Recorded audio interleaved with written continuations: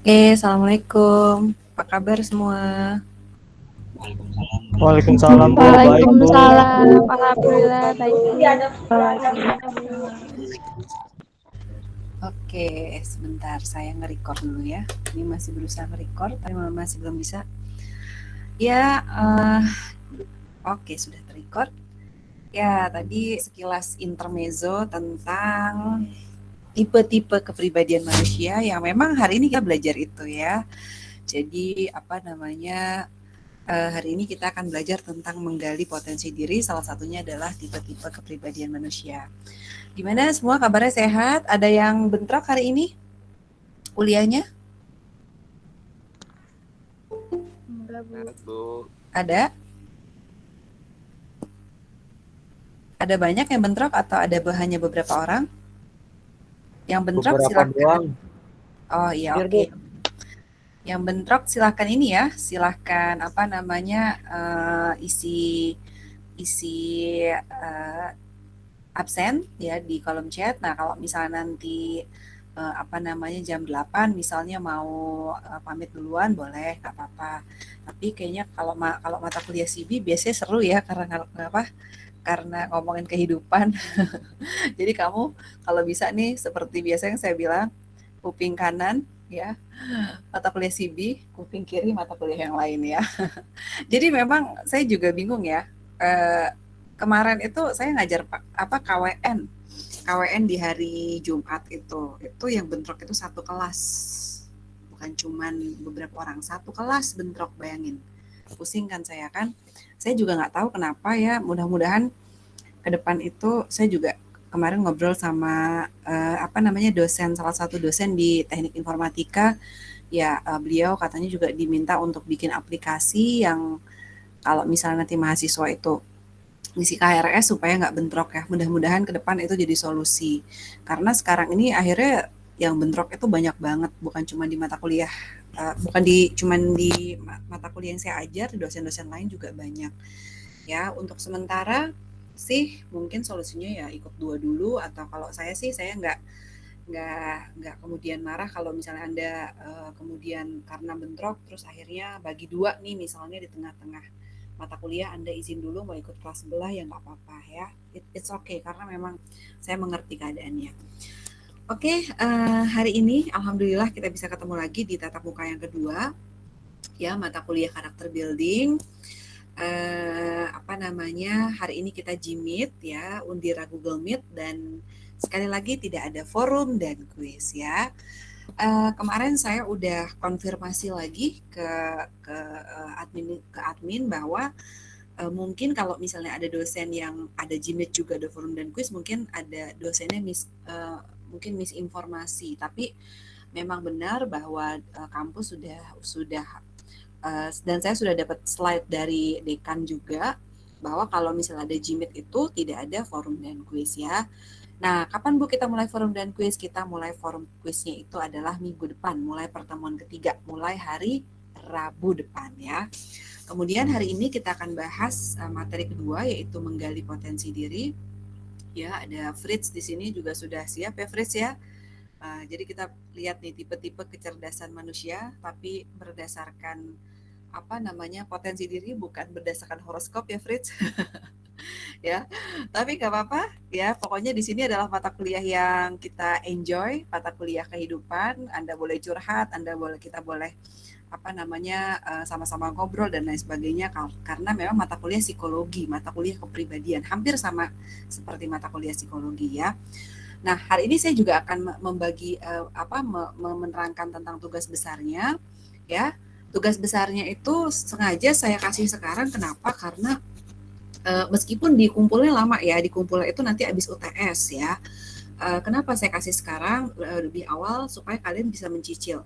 Karena kalau saya kasih habis UTS itu, kebanyakan dosen tuh rata-rata ngasih tugas itu kan habis UTS ya kan?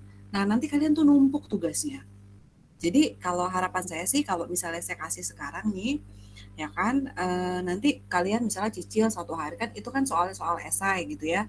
Nanti kalian cicil sehari satu misalnya, itu sebenarnya ya nggak nyampe 10 hari itu udah selesai sih sebenarnya. Jadi bisa meringankan saudara. Berapa kali Bu tugas besarnya? Cukup sekali aja, ya. Saya nggak ngasih tugas besar 2 kali, dan sifatnya juga lebih kepada apa ya, analisa-analisa berdasarkan kehidupan pribadi Anda dari sisi profesi ya, kemudian dari sisi kehidupan pribadi. Nah, dikaitkan dengan teori-teori karakter building. Oke, saya akan terangkan dulu ya apa namanya materinya dulu ya. Nanti habis itu saya terangkan tugasnya, habis itu baru kita buka sesi tanya jawab. Nah, tadi kita sudah pas awal video, makanya saya bilang coba disimak dulu ya videonya. Nah, saya juga udah upload tentang 8 video tentang 8 kecerdasan manusia. Jadi kalau kita berusaha untuk menggali potensi diri kita, itu yang paling harus kita lihat adalah saya ini bakatnya tuh ada di mana sih? Nah, saya itu tipe kepribadian seperti apa sih? Tadi Anda lihat ada koleris, sanguinis, terus ada plekmatis, ya kan? Terus ada melankolis. Nah, saya tuh yang mana gitu. Nah, kalau misalnya dulu saya SMA itu biasanya pas udah mau masuk universitas tuh, biasanya sama sama apa SMA saya tuh dibikin itu tes tes penjurusan namanya. Jadi kayak tes kira-kira tuh bakat kamu tuh mau kemana. Meskipun tes itu hanya sebagai rekomendasi, bukan wajib ya. Nah, kayak misalnya saya nanti dites tuh secara psikolog tuh. Nanti timbul kesimpulan, oh misalnya Bu Rani ini bakatnya ini ada di sini gitu ya. Jadi nanti kalau misalnya mau diarahkan bakatnya ini harus masuk misalnya fakultas-fakultas yang sifatnya sosial, entah itu hukum, entah itu psikologi ya. Dan benar ternyata saya sekarang masuk hukum. Ya karena mungkin tipe saya itu tipe sanguin misalnya. Kalau saya sih katanya tipenya sanguin ya. Kalau tipe-tipe koleris itu biasanya nanti cocoknya ke universitas-universitas yang mungkin lebih ke eksak, ilmu eksak. Nah, itu memang ada seperti itu. Meskipun itu bukan, sekali lagi saya bilang itu bukan tolak ukur Anda akan sukses di bidang itu, bahwa sebenarnya kalau kesuksesan itu menurut saya adalah sebagai hasil kerja keras ya. Ada yang bilang gini, bakat itu hanya menentukan 1% kesuksesan Anda.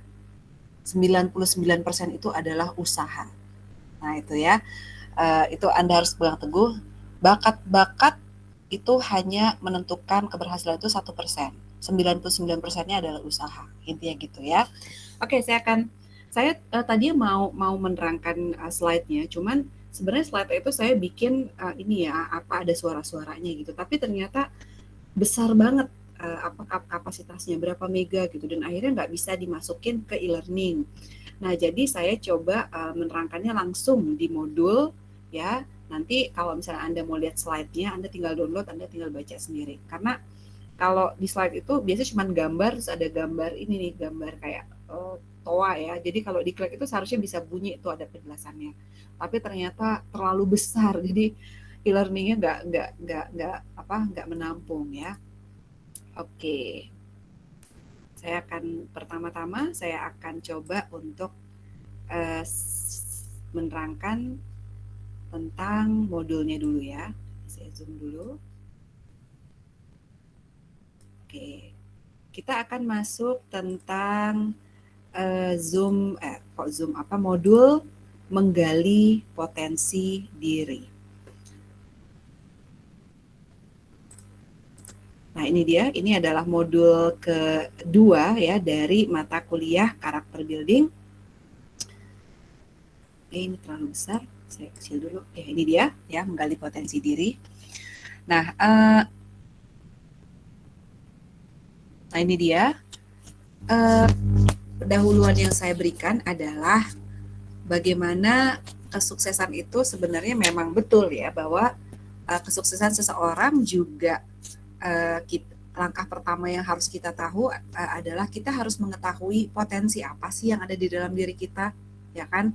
Dan kalau misalnya kita mengetahui potensi apa yang ada dalam diri kita, nah kita bisa menggunakannya sebaik mungkin. Nggak mungkin orang yang pemalu banget ya, introvert banget, terus kemudian bekerja sebagai sales asuransi misalnya, atau bekerja sebagai istilahnya yang memberikan jasa-jasa misalnya jasa pariwisata dan lain sebagainya, atau kemudian marketing yang kemudian berhadapan dengan klien. Nah, itu biasanya orang-orang yang introvert itu ya, atau misalnya mungkin orang-orang yang punya kepribadian koleris itu biasanya nggak cocok nih untuk bekerja di bidang itu misalnya, atau di bidang marketing. Marketing itu kan kebanyakan bertemu dengan klien ya. Pasti orang-orangnya harus tipe misalnya sanguinis misalnya, yang orangnya tuh senang berhadapan dengan orang, banyak ngomong dan lain sebagainya ya. Nah, jadi memang kesuksesan seseorang di suatu bidang itu yang pertama kita harus tahu apa sih potensi yang dalam diri kita. Bukan berarti Anda banyak omong terus kemudian Anda kalah dengan orang-orang yang punya kepribadian kuat kekeh dalam bidang eksak misalnya, belum tentu ya kan. Toh buktinya Atta Halilintar aja bisa sukses sebagai seorang YouTuber karena dia bisa mengekspresikan diri, banyak ngomong ya kan, bisa menerangkan segala hal. Nah, itu bisa sukses seperti itu ya kan. Nah, bahkan kekayaannya itu luar biasa. Jadi itu yang saya maksud ya. Pada saat kesuksesan itu bisa tercapai jika memang Anda mengetahui apa potensi yang tersedia di dalam diri Anda dan Anda bisa kemudian mengolahnya sebaik mungkin. Kira-kira seperti itu ya. Nah, di sini ada ada definisi tentang pekerjaan ya kan. Nah, pekerjaan itu sebenarnya adalah posisi yang memiliki persamaan kewajiban dan tugas-tugas pokok ya. Di sini juga ada jabatan dan juga bisa diduduki oleh orang yang tersebar di berbagai tempat. Nah, ini karir ya. Karir itu adalah berkaitan dengan aktivitas bekerja yang terus berkelanjutan. Dan berkelanjutan di sini pasti maksudnya adalah diharapkan mengalami peningkatan dari satu waktu ke waktu yang lain. Nah, kemudian ada juga yang namanya passion. Nah, passion itu adalah sesuatu hal yang kita miliki, yang kita rasakan. Nah, itu namanya passion. Jadi, yang kita rasakan dan kita senangi, kita gemari, itu namanya passion. Dan seringkali anak-anak sekarang itu mengatakan, gue gak suka nih sama kerjaan ini karena gue kayaknya gak suka, ini bukan passion gue banget. Nah, kayak gitu ya. Jadi kadang-kadang memang ada kaitan antara kesuksesan di mana pekerjaan itu membutuhkan passion yang memang cocok terhadap terhadap passion orang itu. Misalnya Anda bekerja di bidang marketing. Anda bekerja di bidang desain karena memang passion Anda menggambar misalnya. Anda seorang arsitek, Anda bekerja sebagai seorang arsitek, kemudian Anda sukses di bidang arsitek. Nah, memang passion Anda dari dulu adalah suka menggambar, terus gambarnya juga bukan gambar-gambar yang melukis ya, gambar-gambarnya itu yang ngitung, gambar gedung dan lain sebagainya.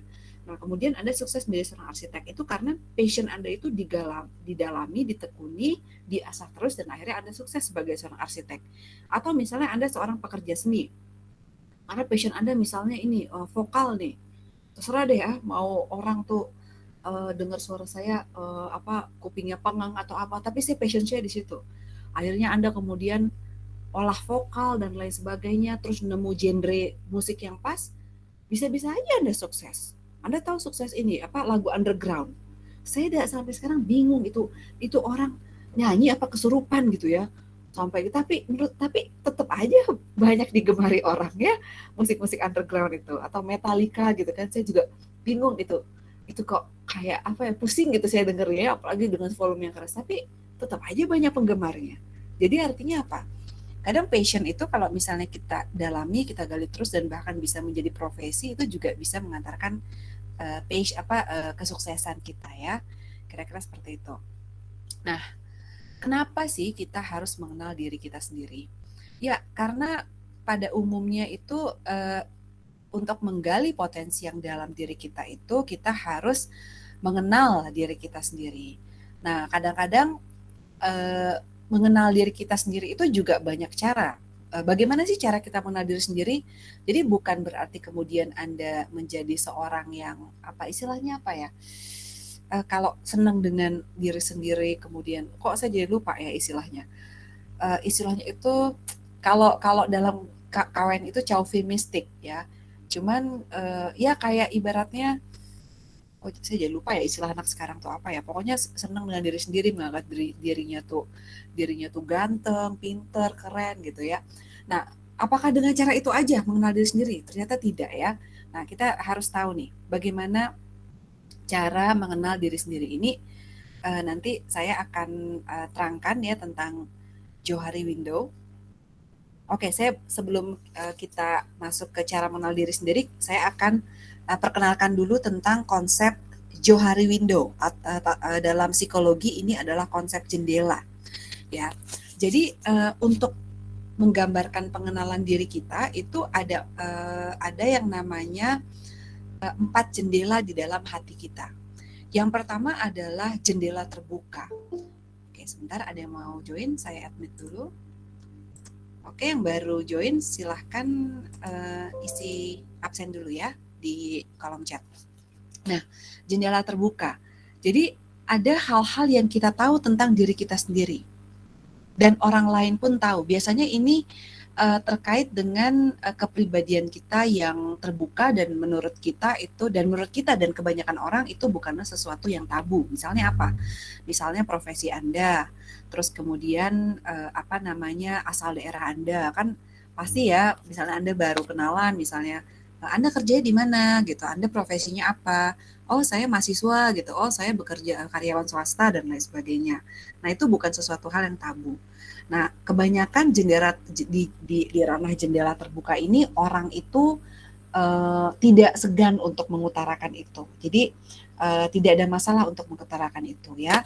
Nah, biasanya ini adalah diri kita itu tahu ya tentang hal tersebut dan orang lain pun tahu. Dan itu bukan satu hal yang tabu. Makanya jendela terbuka artinya tidak ada masalah kita mengumbar itu kepada banyak orang tentang profesi kita, asal daerah kita. Ya mungkin kalau misalnya biasanya kalau kita udah sama teman-teman kayak keadaan keluarga kita seperti apa, misalnya saya punya kakak berapa, adik berapa, kakak kerja di mana. Nah itu biasanya jendela terbuka, tidak ada masalah dengan itu. Nah kemudian ada juga ranah jendela tertutup. Nah jendela tertutup itu adalah hal-hal yang mengenai diri kita dan diri kita itu tahu. Diri kita tuh tahu, tapi orang lain itu tidak tahu. Dan bahkan kadang kita merasa itu nggak perlu tahu lah. Nah itu adalah di dalam hati kita itu namanya jendela tertutup. Misalnya apa Bu? Ya misalnya perasaan kita seperti apa ya. Dan misalnya ditanya gitu, gimana perasaan lo setelah ditinggal si dia pas lagi sayang-sayangnya misalnya.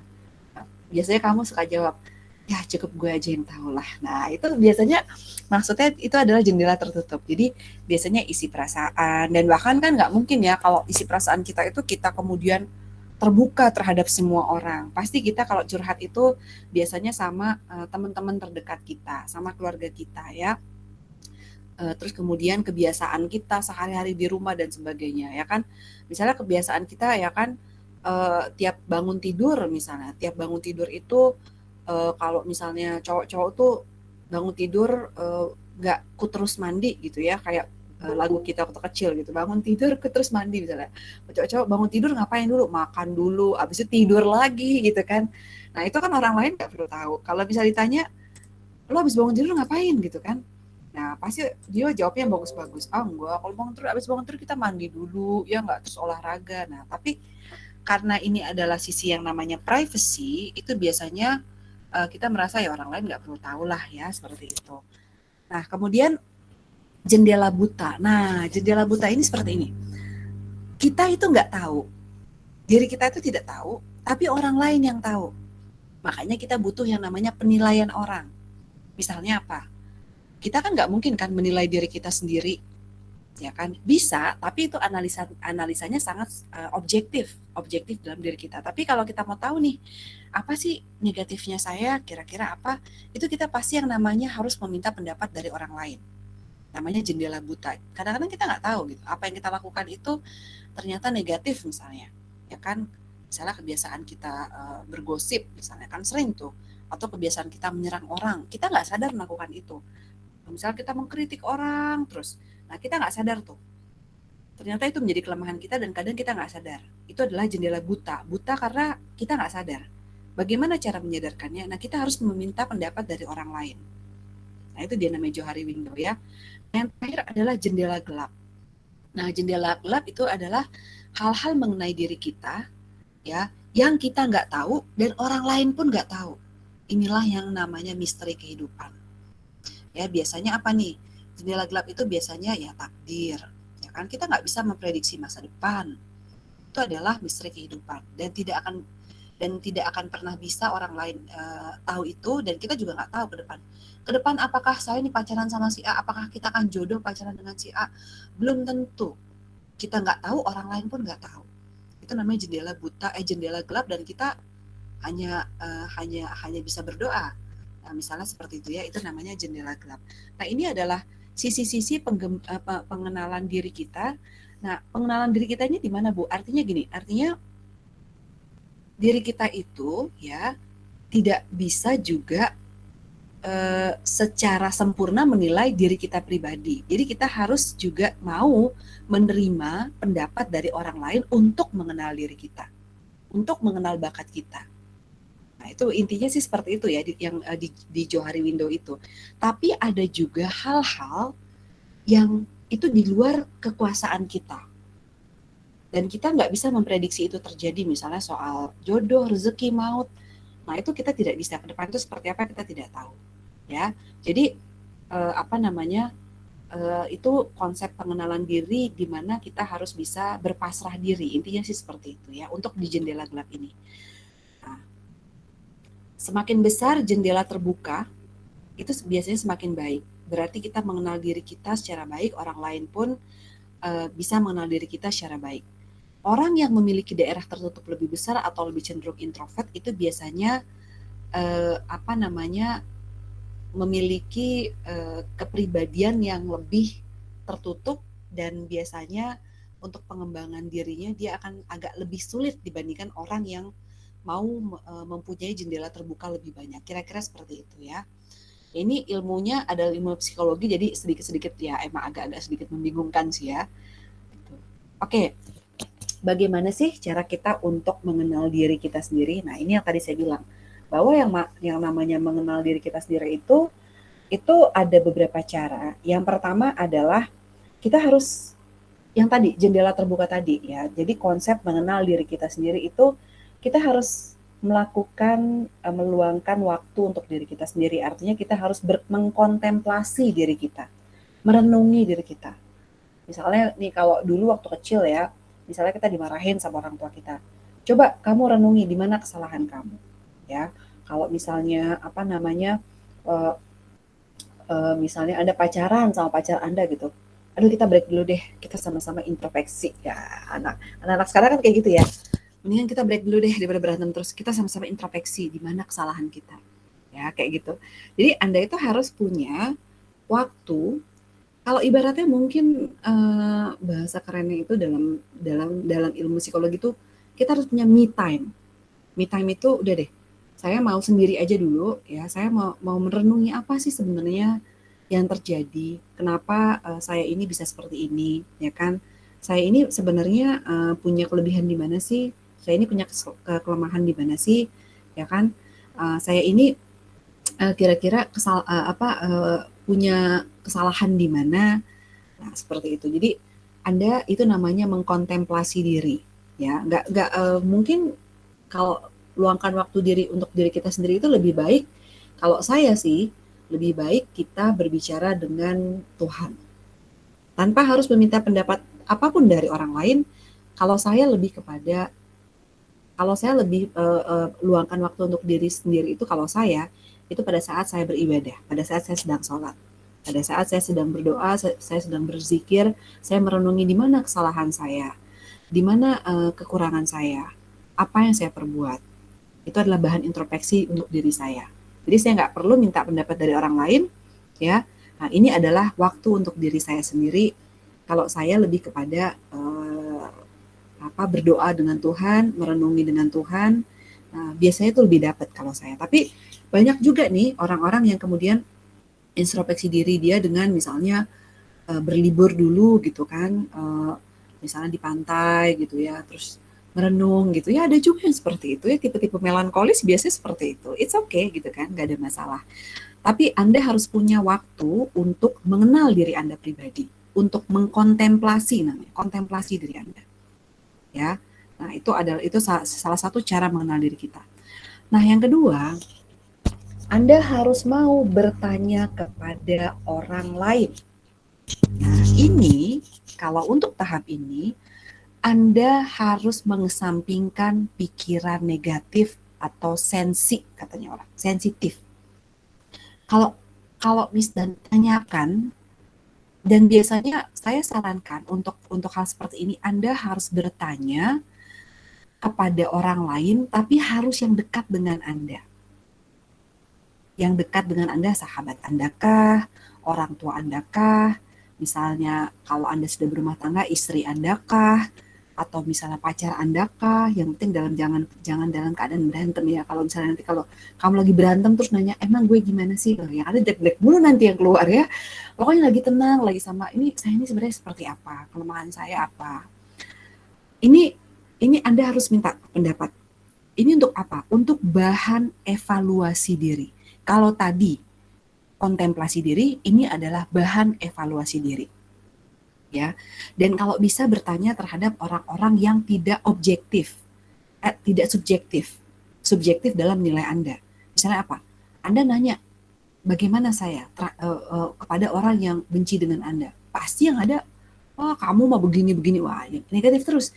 Coba cari orang-orang yang netral yang bisa memberikan Anda saran yang baik. Ya, tanyakan pada diri Anda. Dan Anda harus bisa menerima kritik. Ya, menerima kritik mungkin lebih kepada menerima nasihat, menerima evaluasi. Intinya seperti itu ya. Nah, ini Anda harus bisa berpikir bahwa ini adalah untuk evaluasi diri saya. Ya, seperti itu. Nah, kemudian ini sebenarnya agak melo, tapi sebenarnya ini juga banyak dilakukan di ilmu psikolog ya. Catat kejadian-kejadian yang kita alami setiap hari misalnya. Atau mungkin renungi kejadian-kejadian yang kita alami setiap hari. Jadi kalau psikolog itu kadang-kadang untuk mengenal diri kita sendiri itu, coba deh kamu catat kira-kira luapan emosi apa sih yang ada di dalam diri kamu, ya kan? Misalnya dear diary, ya kan, hari ini saya bla bla bla bla bla bla bla. Nanti Anda baca tuh, di situ ada emosi Anda tertuang, ya kan? Ada perasaan Anda tertuang, ada pikiran apa saja yang tertuang. Nah, biasanya di situ psikolog itu bisa tahu nih, kira-kira nih kepribadian Anda nih seperti apa. Nah, itu simple, tapi ternyata yang pada saat saya kan juga ngajar di psikologi, pada saat psikolog itu ingin mengenal ini orang ini kepribadiannya gimana dan bagaimana sih sebenarnya tipe kepribadiannya, itu biasanya bisa lebih kepada catatan hariannya dia. Nah, kalau misalnya Anda mau coba, mungkin bisa catat apa yang Anda alami setiap hari, nanti Anda renungi, oh iya ya, ternyata saya ini orang seperti ini dari apa yang saya tulis. Ya. Anda bisa melankolis, di situ bisa ada luapan emosi Anda dan lain sebagainya. Anda bisa lihat di situ ya.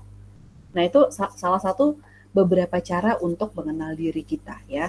Nah, ini sebenarnya ada banyak lagi, cuman ini saya ambil 3. Kalau ada seperti yang saya bilang, karena ini mata kuliah CB, jadi Anda tetap boleh mengambil referensi dari jurnal-jurnal psikologi yang lain, karena ini adalah ilmu kehidupan. Nah, nanti bagaimana cara mengenal diri Anda? Nah, itu nanti banyak sekali ya sebenarnya cara-caranya. Tapi saya di sini ngambilnya ada 3, yang paling umum bisa diterapkan. Nah, sekarang kita masuk nih, di tipe-tipe kepribadian ya.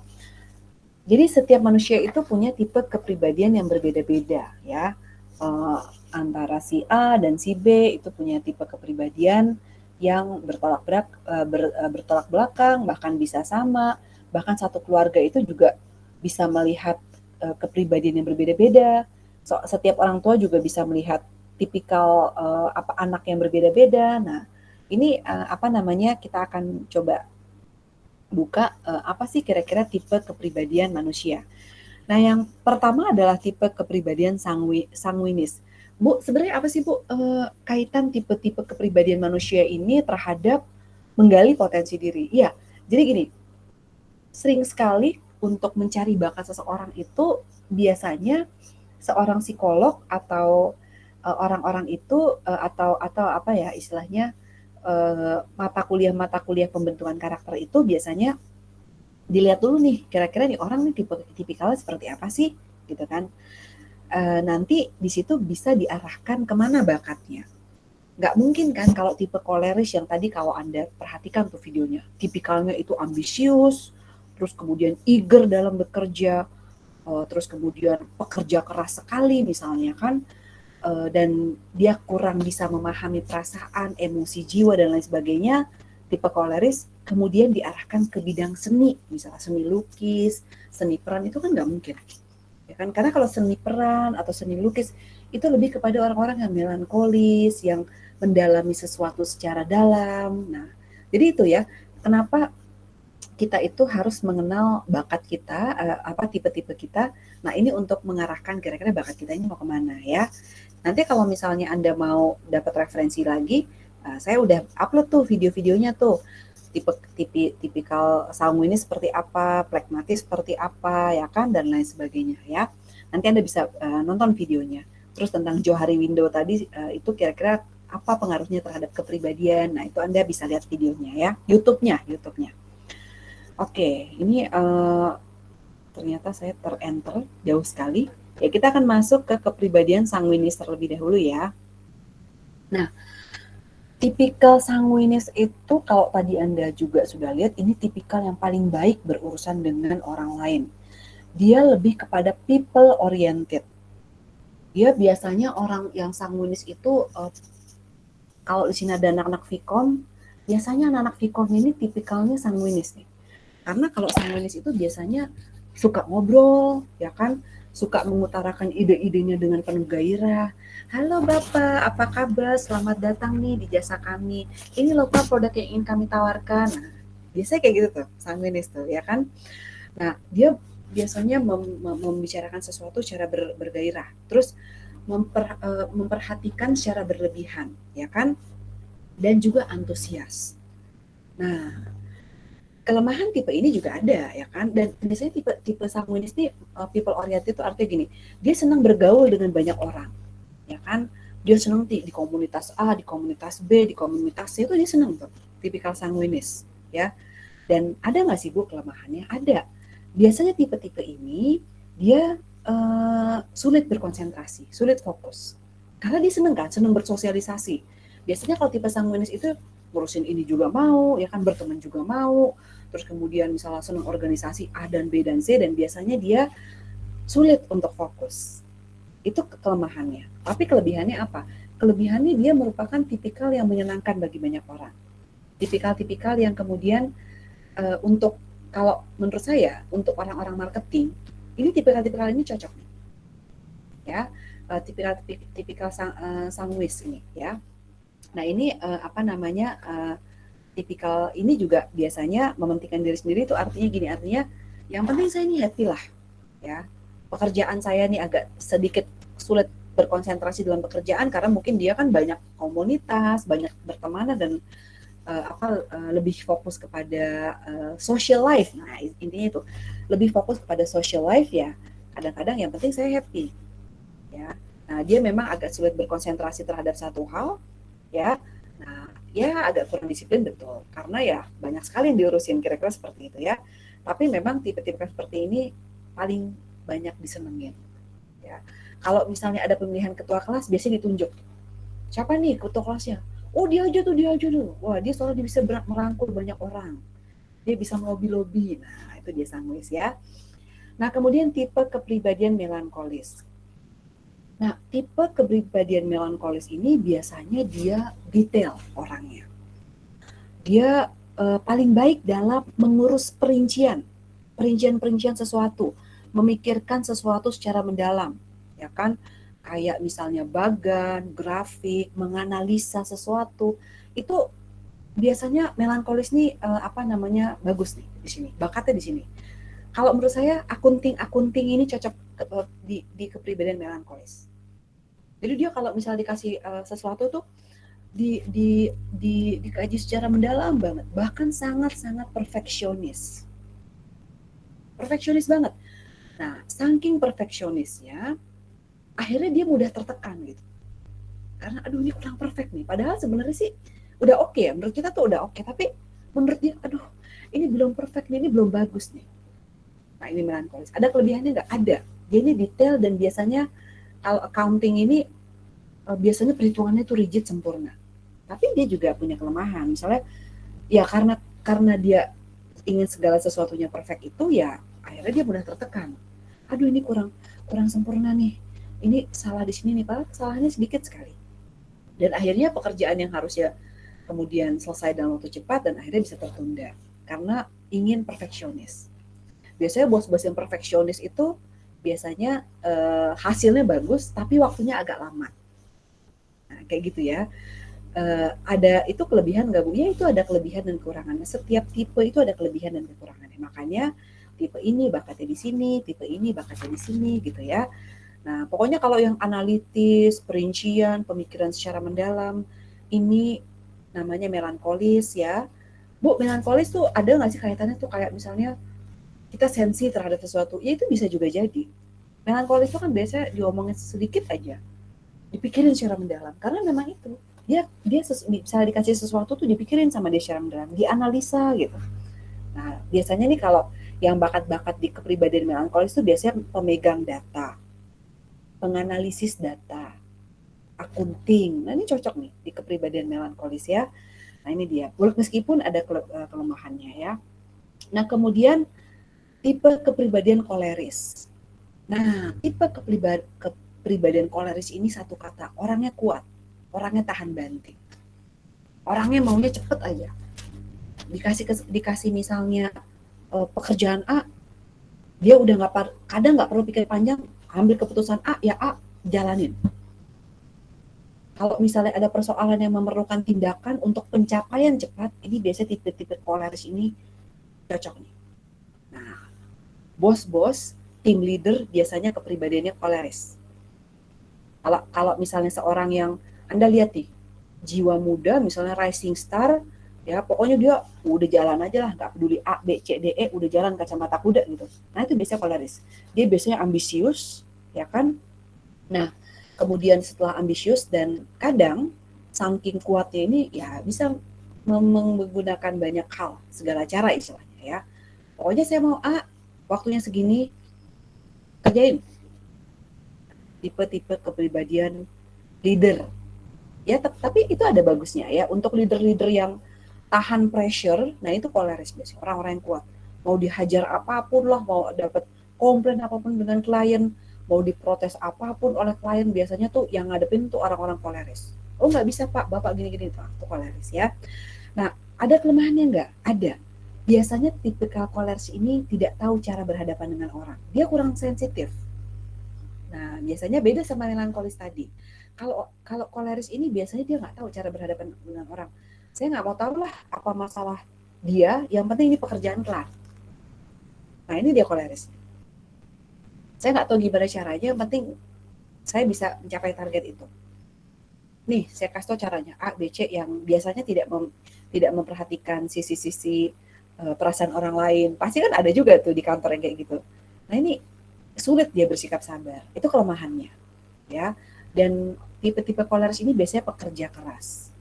Ya, jadi memang ada baiknya ya dia pekerja keras, tapi kadang-kadang dia untuk sisi kemanusiaannya atau sisi memahami perasaan orang lain gitu kan, dia kurang bisa. Contohnya apa? Ada bos, aduh ini harus mencapai target nih, padahal targetnya masih lama ya kan. Ayo semua pegawai lembur sekarang, saya nggak mau tahu, yang penting besok udah selesai.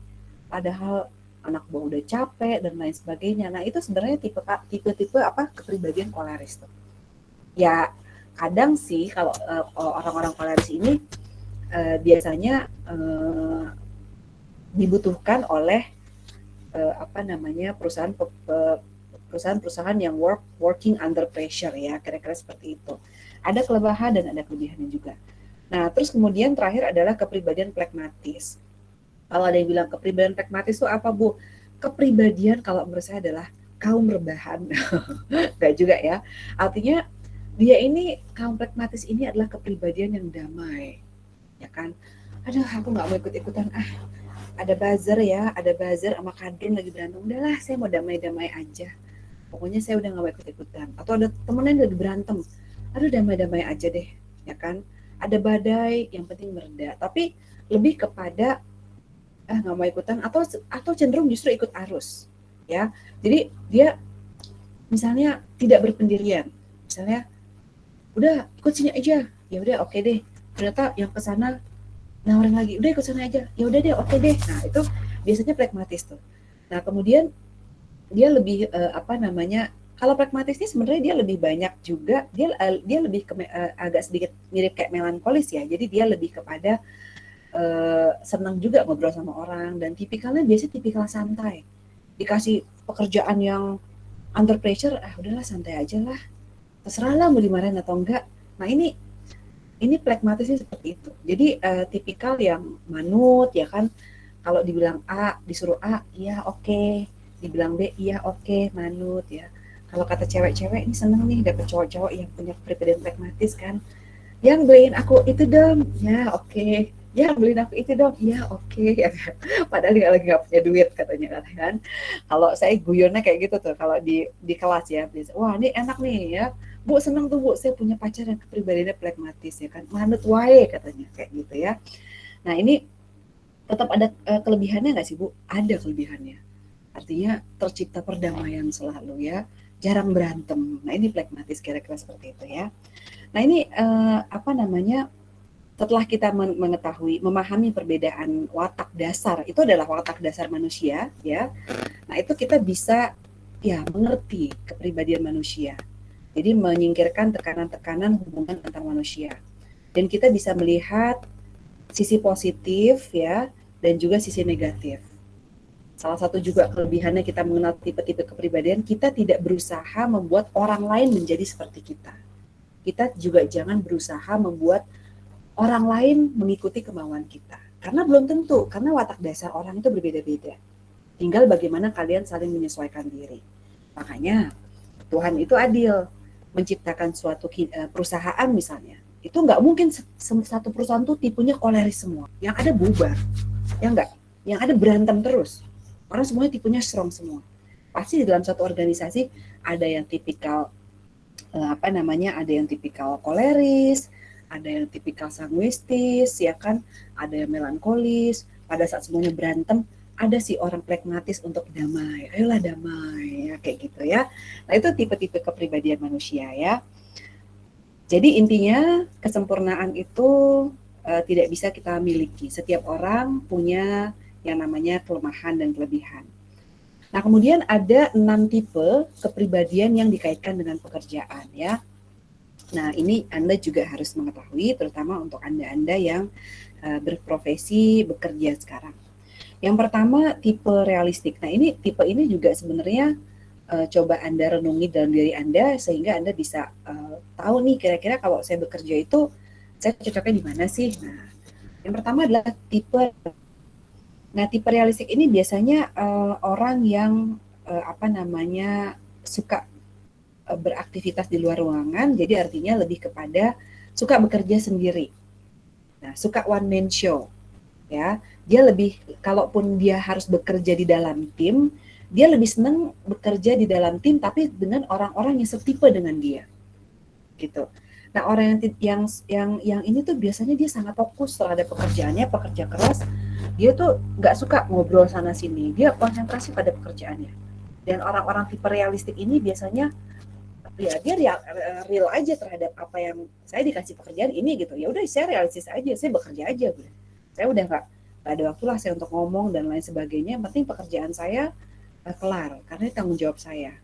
Dan biasanya tipe realistik ini agak susah untuk bekerja di dalam tim yang tipe kepribadiannya berbeda-beda ya. Jadi dia tidak suka juga melimpahkan pekerjaannya terhadap orang lain. Ini dia tipe realistik ya. Yang kedua ada juga tipe investigatif. Nah, tipe investigatif itu selalu tertarik dengan ide atau gagasan revolusioner misalnya ya. Nah, dia itu merasa buang-buang waktu kalau terhadap pekerjaan-pekerjaan yang melibatkan emosi misalnya. Aduh, misalnya dia bekerja, kemudian dia dimarahin oleh bosnya gitu. Biasanya tipe-tipe investigatif ini biarin aja lah, dia nggak baper nggak apa ya udah jalan aja terus ya. Yang penting ide-ide revolusionernya dia itu tercapai. Ya, biasanya dia ini tidak orang-orang yang tidak melibatkan emosi di dalam bekerja. Dia menganggap bahwa ya biasalah yang namanya bekerja, kadang kalau kita menjadi rising star terus kemudian menjadi bahan pembicaraan dan lain sebagainya, diserang sana sini, itu dia nggak baper. Yang penting dia kerja aja. Yang penting saya fokus pada pengembangan gagasan ide-ide saya. Ya, ini investigatif namanya ya. Bagus nggak sih Bu? Ya bagus juga sih, apalagi untuk orang-orang yang bekerja di perusahaan-perusahaan. Nah ini sebenarnya untuk perusahaan-perusahaan yang biasanya menyesuaikan dengan perkembangan zaman ini cocok nih tipe-tipe investigatif ini ya. Dia nggak baperan, tapi dia selalu bekerja keras untuk mengembangkan idenya. Ya. Nah kemudian tipe artistik. Nah artistik ini biasanya dia dia orang yang senang kebebasan untuk mengekspresikan dirinya dengan cara yang unik. Saya punya gambaran tentang pekerjaan saya mau bikin ini. Saya mau merealisasikannya dengan cara ini. Biasanya ini cocok kepada pekerja seni. Artistik artinya, karena kan kita gini loh, kita ngelihat patung gitu. Ini patung apa maksudnya?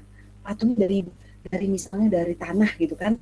Terus tiba-tiba bentuknya macam-macam gitu. Tapi diinterpretasikan oleh si senimannya, ini adalah patung manusia masa depan. Kita nggak nyambung gitu. Maksudnya apa gitu. Atau kita melihat kayak lukisan abstrak. Itu bisa dijual dengan puluhan juta misalnya. Kita kayak ini apa maksud lukisan itu. Nah itu, jadi tipe-tipe artis itu dia punya cara yang unik untuk mengekspresikan kebebasan dalam diri dia. Nah, ini biasanya tipe-tipe yang senang tipe artis ini cocok di dalam pekerjaan seni. Atau kalau sekarang mungkin di desain interior misalnya, kan sekarang unik-unik tuh desain interior kayak lemari buku itu miring sana, miring sini gitu kan. Tapi kita ngeliatnya unik juga ya ternyata ya, ini juga bagus. Tipe artis itu kayak misalnya arsitek ya yang berkaitan dengan seni lah, arsitek, kemudian seni pahat. Dulu di Trisakti ada FDSK, Fakultas Desain dan Seni Rupa, jurusan Seni Memahat Patung. ITB kan juga ada. Anda tahu ya sekarang itu ada namanya Nyoman Suwarta kalau nggak salah, dia itu menjadi kepercayaan Presiden Jokowi untuk membangun ibu kota baru. Nah, salah satunya diekspresikan oleh beliau itu membangun istana presiden dengan Pak Garuda. Itu keren banget. Itu tipe itu nggak bisa semua orang punya tuh. Itu unik dan keren banget. Bahkan justru yang buat itu adalah seorang pekerja seniman, bukan arsitek, tapi seniman. Makanya kan arsitek kemarin pada protes tuh, kok bukan arsitek sih yang bikin istana presiden di calon ibu kota baru? Pokoknya kepaksa Garuda itu keren banget. Nah ini tipe-tipe artistik ini seperti ini ya. Jadi jangan anda bilang unik itu out of the box itu kemudian negatif, tidak. Buktinya banyak pekerja-pekerja seni yang sukses mengekspresikan itu ya, walaupun kita melihatnya kadang nggak masuk akal gitu, kok bisa sih gitu. Nah kira-kira seperti itu ya. Nah kemudian tipe sosial adalah tipe yang berorientasi dengan orang lain. Tipe ini cenderung memiliki orientasi untuk menolong, mengembangkan orang lain ya, karena ada kepekaan dan kepedulian untuk mengurus hal-hal tertentu. Misalnya contohnya, dan ini juga harus diimbangi dengan kematangan pribadi seseorang. Tipe sosial ini bisa menjadi pekerja sosial, bisa menjadi psikolog, bisa menjadi perawat, bisa menjadi dokter ya. Orang-orang yang punya jiwa sosial yang tinggi bisa menjadi kemudian volunteer di lembaga tertentu itu dan lain sebagainya. Tipe sosial. Kalau Anda tipe kali ini, Anda cocok nih. Kayak saya nih sekarang adalah tipe dosen. Dosen ini termasuk tipe sosial. Tipe yang punya orientasi untuk mengembangkan orang lain, misalnya untuk mencapai sarjana misalnya. Nah itu adalah salah satu tipe sosial ya. Tipe wira swasta. Nah kalau tipe wira swasta ini dia adalah berorientasi pada mempekerjakan banyak orang untuk mencapai tujuannya. Dia biasanya pintar mengatur orang lain, ya, pintar bernegosiasi, pintar membuat organisasi. Nah itu wira swasta ya. Mungkin Anda tahu lah wira swasta seperti apa ya. Nah, terakhir adalah tipe konvensional. Nah, biasanya tipe konvensional ini biasanya dia tipe pekerja aja gitu, yang lurus-lurus aja. Jadi dia biasanya pekerja yang paling baik di lingkungan pekerjaan yang terstruktur dengan baik. Artinya kayak perusahaan tuh pekerjaannya kan ada struktur, kayak ada aturan ya kan, masuk jam berapa pulang jam berapa. Nah, biasanya tipe konvensional itu ya ikut aja lah seperti itu. Nah, itu biasanya cocok nih. Misalnya Anda orangnya, udahlah saya ikut aja. Misalnya Anda diterima sebagai karyawan, Anda kemudian sedang bekerja di perusahaan itu, ikut aturan, mau dan lain sebagainya, ya. Dan dia biasanya suka bekerja dengan orang lain dan lain sebagainya. Nah, itu biasanya tipe konvensional. Artinya, ya ini tipe yang paling banyak terjadi ya. Nah, ini adalah tipe tipe kepribadian. Nah, ini bagaimana sih sedikit ya, bagaimana langkah-langkah membangun kepribadian yang positif supaya Anda tetap positif. Yang pertama, coba kalau misalnya saya kasih satu gelas nih. Gelas itu saya isi nih, ini kan ada gelas nih. Saya minum dulu deh ya. Nah, pas banget nih. Ini gelas saya nih. Gelas saya ini, nah ini nih ya. Ini ada airnya nih setengah. Nah, Anda ini melihatnya ini setengah isi atau setengah kosong. Nah, kalau misalnya Anda kepribadiannya positif, itu pasti melihat ini gelas setengah terisi.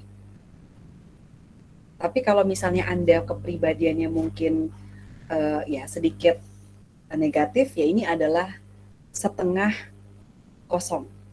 Kalau kosong kan biasa berorientasi pada kekosongan jiwa manusia. Kalau misalnya positif itu lebih kepada keterisian jiwa manusia secara positif. Jadi ini yang saya bilang tadi, sebentar saya kembali ke tayangan ya. Jadi apapun yang terjadi, keep your glass half full all time. Maksudnya tetap Anda berpikir positif apapun yang terjadi. Apapun keadaannya. Cobalah melihat sesuatu keadaan dengan cara yang berlawanan. Jadi jadi kalau ada keadaan terburuk, coba ambil positifnya aja. Jadi Anda jangan lihat gelas itu setengah kosong, tetap aja setengah terisi. Ya, itu maksudnya maknanya itu di situ. Jadi jangan kemudian melihat keadaan negara kita nih. Negara kita ini misalnya lagi kacau balau. Udahlah, pokoknya jangan berpikiran negatif dan akhirnya Anda ikut menyerang terus. Yang ada keadaan makin keruh. Tapi Anda tetap positif ke depan, cari solusi. Biasanya kalau Anda melihat gelas setengah terisi atau Anda tetap positif, biasanya Anda berusaha untuk mencari solusi. Gimana sih solusinya kalau ada masalah? Kira-kira seperti itu ya. Nah, bagaimana langkah-langkah membangun kepribadian yang positif? Yang pertama, Anda harus terima tanggung jawab. Ya, Anda harus penuh pertimbangan juga. Ya, nanti Anda bisa baca ya. Saya agak cepat karena saya habis ini mau menerangkan tugas. Jadi Anda harus berpikir sama-sama menang. Artinya prinsip win-win solution, nggak ada yang menang, nggak ada yang kalah, mencari jalan tengah. Ya, pilihlah kata secara hati-hati untuk membangun kepribadian positif karena kata-kata negatif itu biasanya bisa mempengaruhi kepribadian Anda. Misalnya daripada Anda kemudian mengumpat-umpat gitu kan, misalnya, wah sialan bla bla bla bla, wah misalnya mohon maaf, misalnya gitu. Lebih baik Anda, misalnya kalau saya muslim, berzikir, astagfirullahaladzim, itu biasanya lebih positif biasanya terhadap jiwa kita.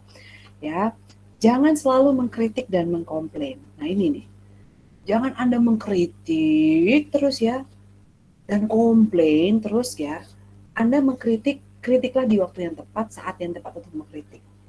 Makanya saya kadang-kadang kesel nih kalau misalnya di Indonesia ini aktivis ini kerjanya mengkritik pemerintah. Terus bukan berarti saya pro terhadap pemerintah, tidak. Tapi saya melihat kalau kritik itu akhirnya lama-lama nggak ada solusi. Komplain terus. Nah, itu saya kadang-kadang kalau di KWN saya bilang kenapa sih harus kritik? Terus coba deh cari solusi yang bagus nih gimana sebenarnya. Ya, kalau Anda mau mengkritik, kritiklah yang membangun. Kira-kira seperti itu ya. Nah, kemudian tersenyum ya, apapun yang terjadi hadapi dengan senyuman ya. Kayak lagunya Dewa 19, hadapi dengan senyuman. Bu, gimana Bu lihat pacar kita direbut dengan yang lain? Hadapi dengan senyuman ya, walaupun senyumannya menyakitkan. Gimana tuh ya? Saya juga bingung tuh ya. terjemahkan secara positif perilaku orang lain, ya kan? Ya, misalnya kayak misalnya kayak Anda ditegur oleh Satpol PP misalnya atau Satgas Covid, Anda tidak ditegurnya secara kasar, misalnya, nggak pakai ini begini, tidak boleh berkerumun segala macam. Ya jangan kesel lah, misalnya ya udahlah kita positif aja, mungkin ini adalah tindakan mereka untuk mencegah COVID-19, ya kan? Atau misalnya nih yang lagi pacaran nih, pacar saya nih kenapa marah-marah terus gitu ya cowok ya, oh sepositif thinking aja, mungkin lagi masanya kali ya, masanya periode sebulan sekali marah-marah, jadi sensitif misalnya. Jadi kita menanggapinya dengan enak misalnya ya, bercanda itu ya, tapi bener ya rata-rata seperti itu ya.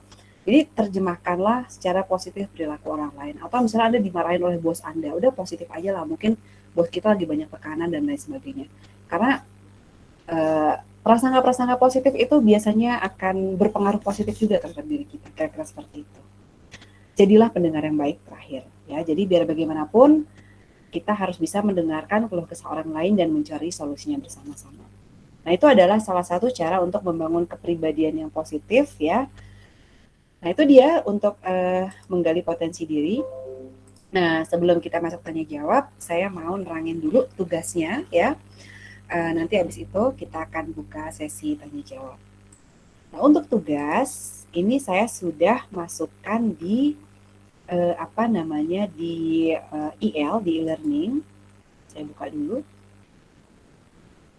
Oke. Oh, masih ini ya, sorry. Saya buka dulu tugasnya.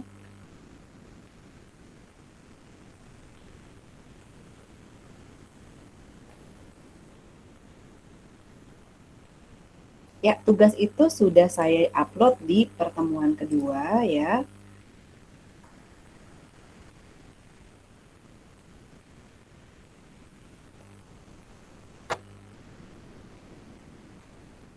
Oke, ini dia. Nah, ini adalah tugas ya, di mana tugas ini saya berikan cukup 1 kali dalam masa perkuliahan. Nah, ini ada di sini ya, pengumpulan tugas karakter building. Nah, tugas ini terdiri dari beberapa soal. Dan soal-soalnya itu terkait dengan pengembangan mata kuliah karakter building. Dari soal ini adalah dari beberapa modul.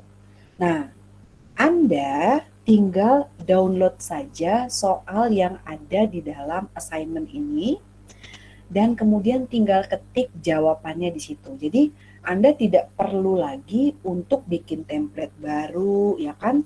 Kemudian Anda tidak perlu lagi untuk nyari-nyari kayak lembar jawaban dan lain sebagainya. Ini saya akan buka ya.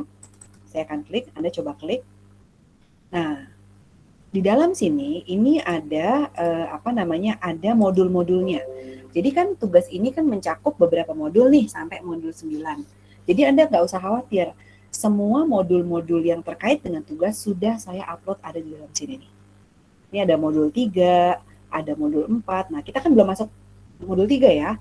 Tapi saya sudah upload duluan di tugas ini. Meskipun nanti saya upload lagi sih di pertemuan 3. Tapi maksudnya kenapa saya upload di sini supaya Anda cepat nih ngerjain tugas. Kalau misalnya Anda mau ngerjain lebih cepat, nah Anda tinggal buka di sini modulnya udah ada semua di sini ya. Nah, ini ada modul 4 di sini, ada modul 5, ada modul 8, 9. Jadi yang saya upload ini adalah modul-modul yang terkait dengan tugas. Nah, soal tugasnya ini ada di bawah sini nih. Nah, ini saya klik ya.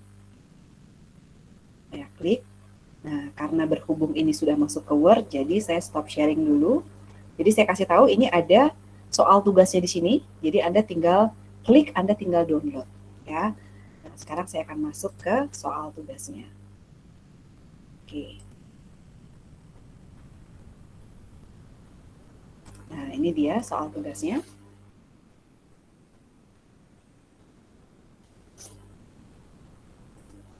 Nah, ini adalah soal tugasnya ya. Keep calm and say I can do it. Ya, tenang, tugasnya juga gampang kok, nggak susah ya. Nah, ini Anda tinggal tulis nama sama NIM Anda di sini ya. Terus kemudian prodinya apa. Ini gambar juga Anda bisa kasih gambar yang menurut pribadi Anda bagus untuk mata kuliah karakter building ya. Silahkan Anda masukkan gambar, misalnya kata-kata motivasi dan lain sebagainya. Yang penting jangan foto selfie Anda di sini ya, lagi tanda peace gini, damai gitu ya. Nah, jadi silahkan Anda mau kasih gambar misalnya Steve Jobs, ya kan? Anda mau kasih gambar misalnya Ari Ginanjar dengan kata-kata motivasinya, silahkan, boleh. Ya, karena ini adalah mata kuliah pengembangan karakter. Jadi, Anda tinggal download aja nih ya. Kemudian ini, nah di sini Anda tinggal lihat, di sini sudah ada soalnya. Nah, ini Anda tinggal ketik jawabannya di sini. Ya, misalnya gini nih, yang pertama adalah soal motivasi berprestasi. Nah, coba Anda jelaskan motivasi sangat berhubungan erat dengan perilaku dan usaha. Kalau Anda misalnya mau mendalami lagi tentang motivasi berprestasi, Anda tinggal buka modul 3 yang tadi, Anda baca dulu. Jadi Anda punya jawabannya. Misalnya Anda tulis nih, motivasi itu adalah sebagai pendorong, misalnya seseorang dan kemudian akan menimbulkan perilaku pantang menyerah. Dan perilaku itu akan menimbulkan suatu usaha yang gigih untuk mencapai tujuan misalnya. Nah, kemudian Anda Anda kemudian bikin gambar-gambar di sini. Biasanya kan kalau karakter building saya selalu bilang coba Anda lengkapi dengan gambar-gambar yang kira-kira bisa membuat kajian Anda itu bisa lebih menarik. Silakan Anda uraikan di sini. Mau Anda uraikan 2 paragraf, 3 paragraf, silahkan ya. Nah, apa sih menurut pendapat Anda motivasi itu sangat berhubungan dengan erat perilaku dan usaha. Nah, ini Anda uraikan di sini. Anda tinggal ketik aja di sini. Nah, kalau udah Anda ke bawah. Nah, kemudian pertanyaan kedua nih. Coba Anda jelaskan motivasi Anda apa aja yang Anda yakini sebagai strategi yang sukses untuk bekerja atau kuliah. Jadi kan setiap orang itu kan pasti punya motivasi dong yang Anda gunakan supaya Anda itu sukses dalam bekerja dan kuliah. Seperti yang saya bilang kemarin, pada saat pertemuan pertama ya, saya terangkan waktu saya nerangin 14 modul itu bahwa setiap orang itu punya yang namanya goal dalam hidupnya. Ya, punya yang namanya prestasi yang ingin dicapai dalam hidupnya. Dan itu tidak mungkin terjadi kalau tanpa adanya motivasi dalam diri. Nah, setiap orang itu punya motivasi yang berbeda-beda. Ya, silahkan Anda tulis ya, karena strategi Anda untuk mencapai impian itu kan pasti harus punya motivasi. Gak mungkin Anda mencapai impian tanpa Anda punya motivasi dalam diri. Ya. Gak mungkin Anda bisa menjadi sarjana kalau tiap hari kerjanya Anda rebahan dulu. Tapi kan Bu, kalau kita mau punya mimpi yang tinggi, jadi mimpi itu kan ada dalam tidur. Jadi awal-awal kita harus tidur dulu. Itu intermezzo ya. Itu biasanya bercandaan saya kalau di kelas sama anak-anak kalau lagi belajar CB. Bener juga sih, mimpi yang besar diawali dengan tidur yang pulas ya. Enggak juga ya. Jadi artinya di sini adalah Anda harus punya motivasi untuk meraih semua impian Anda. Nah, kira-kira motivasi apa nih Anda yakini? Bisa berbentuk misalnya, saya ingin menjadi seorang sarjana karena membanggakan orang tua saya. Atau motivasi dalam diri misalnya, saya ingin derajat hidup saya naik pada saat saya menjadi sarjana. Ingin mendapatkan pekerjaan yang lebih layak pada saat saya menjadi sarjana. Itu adalah motivasi. Anda boleh kasih foto-foto di sini atau gambar-gambar ya. Kira-kira seperti itu. Terus kemudian berpikir positif. Ini berkaitan dengan modul 4 ya. Nah, coba Anda jelaskan. Berpikir positif itu sangat erat hubungannya dengan sikap dan tindakan. Pasti. Kalau misalnya Anda berpikir positif, itu pasti sikap Anda akan positif. Kalau sikap Anda positif, tindakan Anda pun akan positif. Ya, jadi kalau Anda negatif, sikap Anda juga pasti negatif, tindakan Anda juga pasti negatif. Itu berhubungan erat. Coba Anda jelasin, apa keterkaitannya ya? Ini juga di modul ada ya. Nah, kemudian yang kedua misalnya, coba Anda jelaskan sikap tindakan apa yang Anda lakukan sebagai seorang pribadi yang terus berpikir positif ya, sehingga ini Anda pilih salah satu aja. Kuliah Anda bisa selesai dengan baik meskipun Anda menghadapi proses yang berat dan melelahkan. Kerja bisa Anda lakukan dengan baik meskipun ada saja kendala yang Anda hadapi. Jadi ini silakan Anda pilih mau di dunia kuliah atau dunia pekerjaan, karena ini adalah realita yang paling sering dihadapi oleh mahasiswa. Makanya saya ambil nih. Karena apa? Kadang sering sekali yang namanya kuliah itu kan pasti banyak sekali rintangannya. Tapi kalau misalnya Anda hari ini nih di Mercu Buana ada kuliah wisuda virtual. Dan itu boleh dihadiri oleh seluruh mahasiswa karena virtual ya, melalui YouTube channelnya mereka. Mereka kan punya TV official TV UMB. Saya share ke ke anak-anak yang baru masuk, anak-anak D3 tuh baru masuk. Saya bilang, kalian nih tonton ya, wisuda meskipun virtual. Ini adalah salah satu motivasi Anda untuk menyelesaikan kuliah dengan cepat. Saya yakin Anda itu masuk universitas adalah untuk menjadi sarjana, atau kalau misalnya D3 adalah untuk menjadi diploma. Dan dalam prosesnya pasti banyak sekali halangan. Tapi kita nggak boleh berpikir negatif ya. Kayak misalnya nanti nih, misalnya Anda kan S1 nih ya, Anda kan nanti kan menyusun skripsi. Itu nanti pasti banyak halangan. Apalagi berhadapan dengan yang namanya dosen pembimbing, itu banyak halangan. Dapat dosennya enak, alhamdulillah. Dapat dosen yang gak enak, itu cobaan. Nah, ini bagaimana positif ya, sikap yang positif itu, pikiran positif itu bisa menimbulkan sikap yang positif ya kan, akhirnya bisa menimbulkan juga tindakan yang positif. Aduh, dosen saya galak nih untuk menyusun skripsi, tapi saya harus positif. Kalau bisa sikap positif, berpikir positif, sikap positifnya apa? Udah positif aja, saya yakin saya bisa. Nah, tindakan positifnya apa? Tetap menghubungi dosen tersebut biarpun galak ya, pantang menyerah misalnya. Ya, kira-kira seperti itu ya. Nah, ini Anda bisa lihat seperti ini. Nah, kemudian time management juga Anda bisa lihat nanti bagaimana cara Anda mengelola time waster. Time waster itu adalah buang-buang waktu. Anda nanti pelajari dulu nih di modul 5, apa sih time waster itu? Gimana sih caranya untuk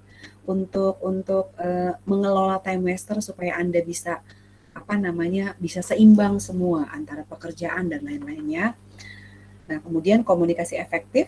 Nah, ini saya juga kasih clue-cluenya, pelajari teori Rich dalam modul ya. Nah, kemudian terakhir ini adalah kepemimpinan dan kerjasama tim ya. Di sini saya mengangkat isu, coba ibaratnya Anda ini menjadi tim leader suatu perusahaan. Nah, ada goal yang harus dicapai oleh tim Anda. Nah, sebagai seorang tim leader ya, langkah-langkah apa saja yang Anda lakukan supaya goal tim Anda bisa tercapai. Nah, ini teorinya. Ini Anda bisa lihat di modul dulu nih, Anda baca dulu di modul. Oh, kira-kira teorinya seperti ini. Anda bisa copy, terus kemudian Anda paste di sini misalnya, di paste dulu. Nah, habis Anda paste, Anda kira-kira terus kemudian kembangkan nih menurut profesi Anda. Kalau saya kira-kira dikasih tanggung jawab nih sama perusahaan nih, kira-kira tanggung jawab itu sebagai tim leader ya. Terus tiba-tiba ada kendala nih, sebagai seorang leader ini, apa yang harus saya lakukan? Jangan kemudian Anda mengkategorisasi diri Anda itu bos. Seperti yang saya bilang, ada orang bos, ada leader. Bedanya apa, Bu? Kalau bos itu biasanya one man show. Biasanya tidak peduli. Tapi kalau leader itu biasanya dia sebagai seorang pemimpin, dia pasti akan membantu timnya untuk mencapai goal perusahaan. Kalau berhasil, ini adalah keberhasilan kita. Kalau bos, ini adalah keberhasilan saya. Bedanya seperti itu ya. Ini ada dalam modul, Anda tinggal baca nanti. Nah, itu aja tugasnya ya. Silahkan Anda kembangkan.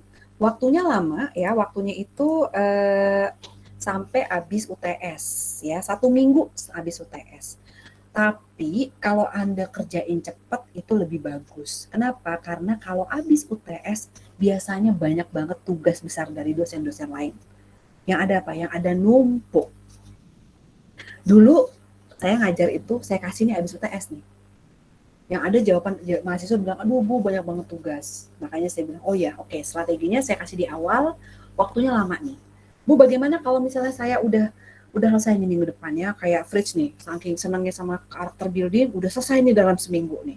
Boleh nggak Bu di-upload? Boleh. Biasanya yang upload cepat, saya kasih bonus nilai. Ya, boleh. Intinya boleh ya, kira-kira seperti itu tugasnya. Oke, itu tadi penjelasan saya. Silahkan, sekarang saya akan buka sesi tanya-jawab nih. Kita masih 8:30, masih ada 15-20 menit bertanya jawab. Silahkan.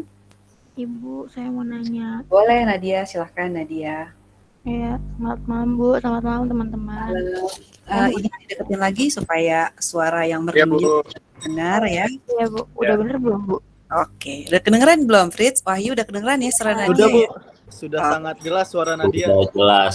Ayo Dulu Nat. ya. Bu, Sana. Desainer dia Bu, jadi suara jelas banget. Oke, silakan Nadia. kan kepribadian itu ada 4 ya Bu, tadi saya lihat. Mm-mm. Melankolis, sanguinis, koleris, sama pragmatis. Iya.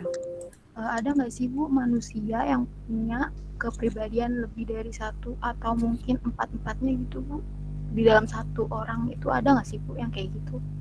Ada nggak sih Bu yang punya kepribadian ganda gitu ya? Nggak ganda juga sih sebenarnya, kalau kepribadian ganda itu lebih kepada istilah psikologis ya, istilah psikologis tentang karakter seorang. Katanya ini orang kenapa ya? Kalau di rumah itu baiknya minta ampun, giliran udah di tempat kerja itu ampun-ampun gitu kan galaknya. Apa jangan-jangan dia punya kepribadian ganda? Nah itu sering banget ya kita kayak gitu ya sama orang kayak gitu. Ya bisa nggak sih? Itu aja Nadia pertanyaannya? Ya Bu, itu aja. Makasih Oke. ya Bu. Iya bisa jadi ya. Bu, saya mau Seseorang nanya dong Bu. boleh. Saya jawab dulu ya, Nadia, supaya kadang soalnya kan saya nggak nyatet nih, takutnya saya lupa lagi nanti ya. Abis ini Wahyu ya. Sabar ya. Oke.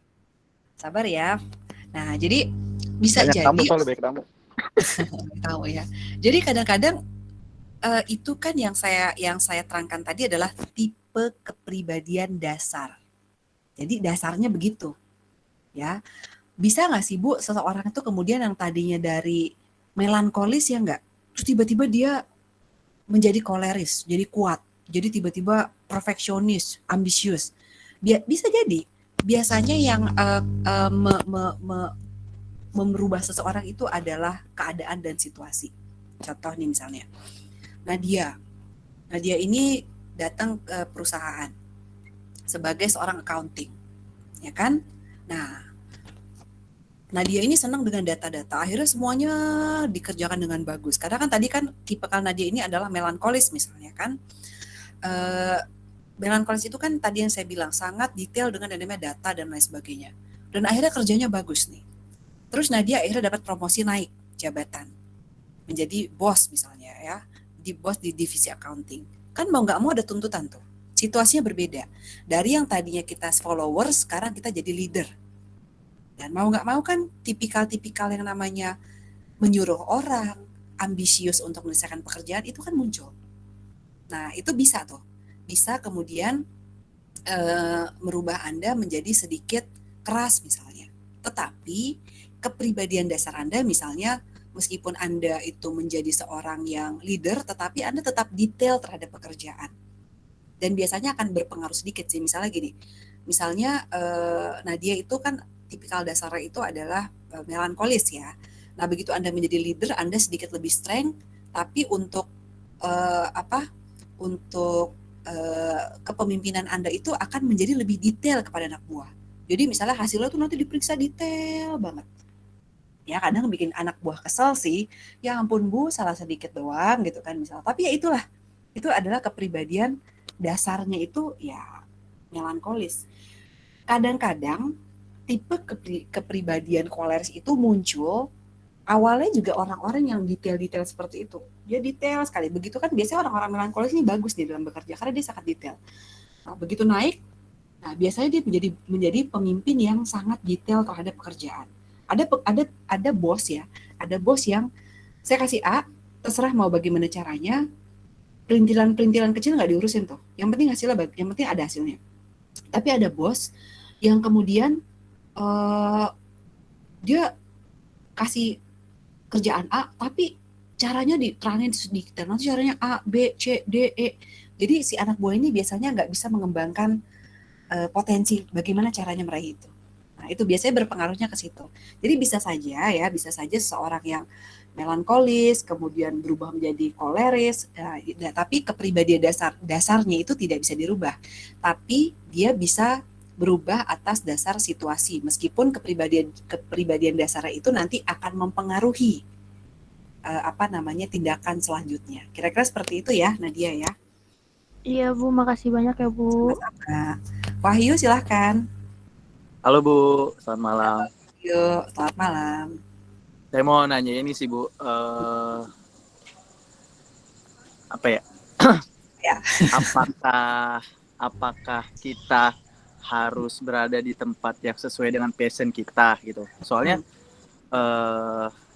saya juga sebenarnya bekerja atau berada di dunia yang bukan passion saya, tapi alhamdulillah bisa survive gitu. Nah, tapi ada juga teman-teman atau sekeliling saya yang dia berada di dunia yang menurut mereka itu passion mereka, tapi ya biasa aja gitu, kayak flat dan tidak bisa survive dengan apa yang mereka anggap, oh ini passion gue nih, pasti gue bisa nih di bidang ini. Ternyata enggak gitu. Nah, tapi ketika menurut saya ini bukan passion saya, tapi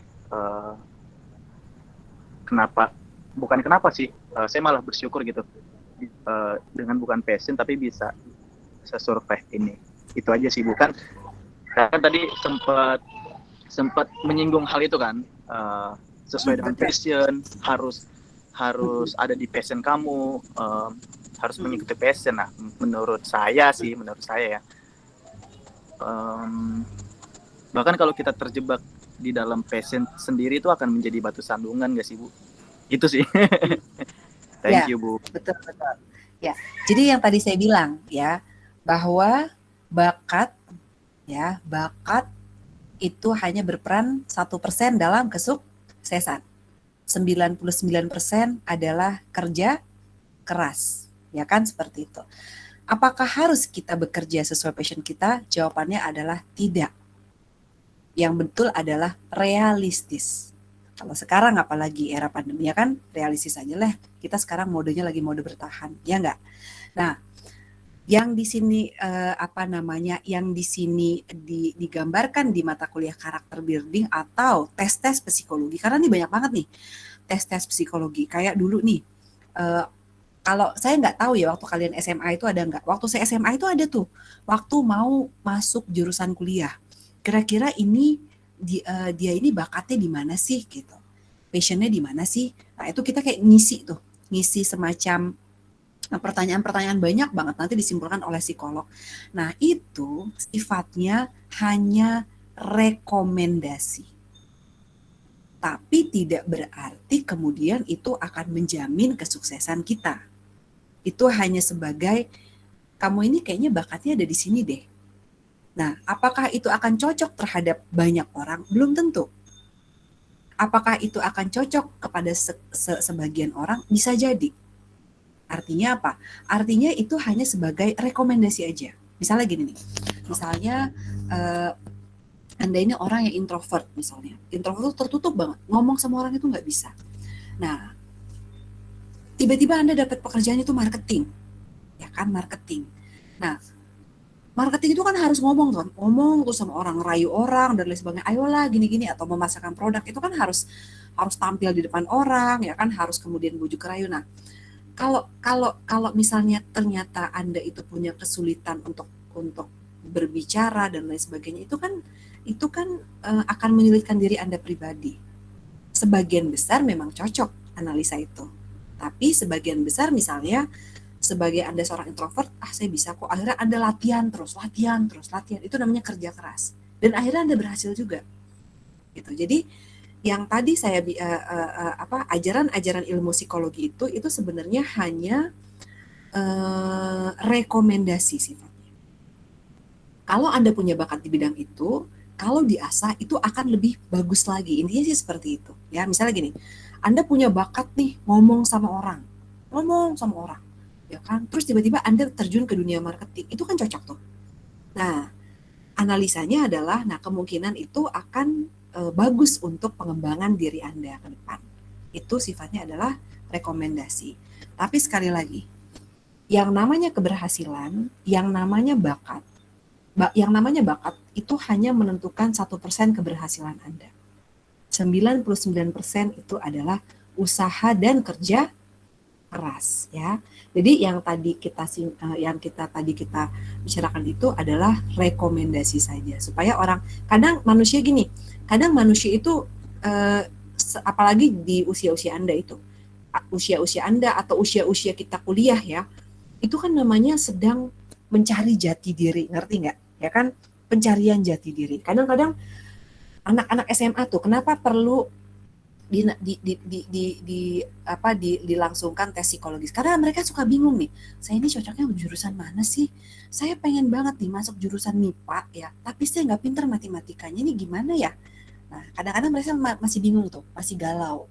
Nah, biasanya tes psikologis itu diadakannya di situ tuh, di sini. Nah, ini rekomendasinya nih Anda nih cocoknya ke IPS loh gitu. Jadi supaya takutnya kan sering sekali kejadian gini.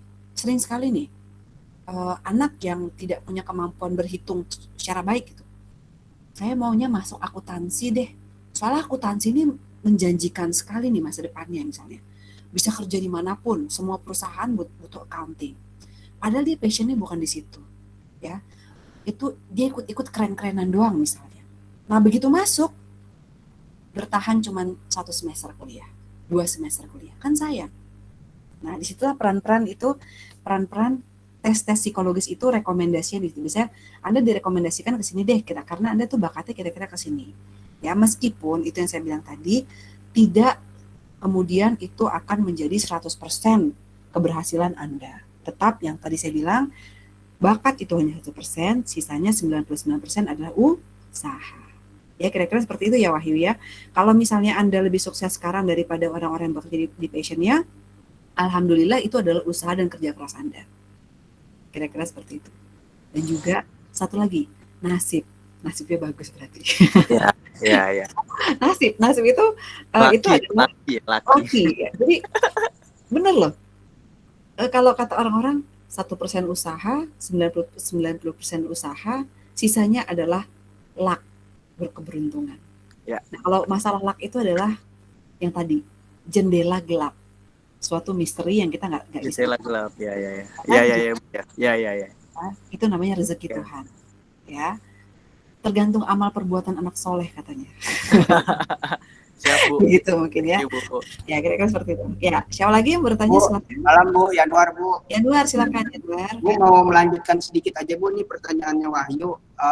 Benar nggak sih Bu kalau misalkan tadi kan satu passion kita itu kan hanya ditentukan 1% ya. Keberhasilan suatu ya.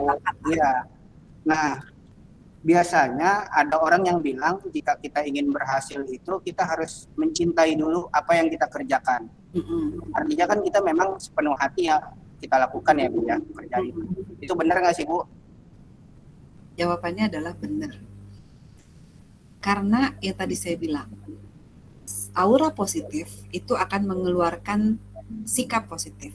Sikap positif akan mengeluarkan perilaku positif. Contoh, Anda nih tiba-tiba dapat pekerjaan yang sebenarnya tuh bingung gitu. Ini bukan saya banget gitu.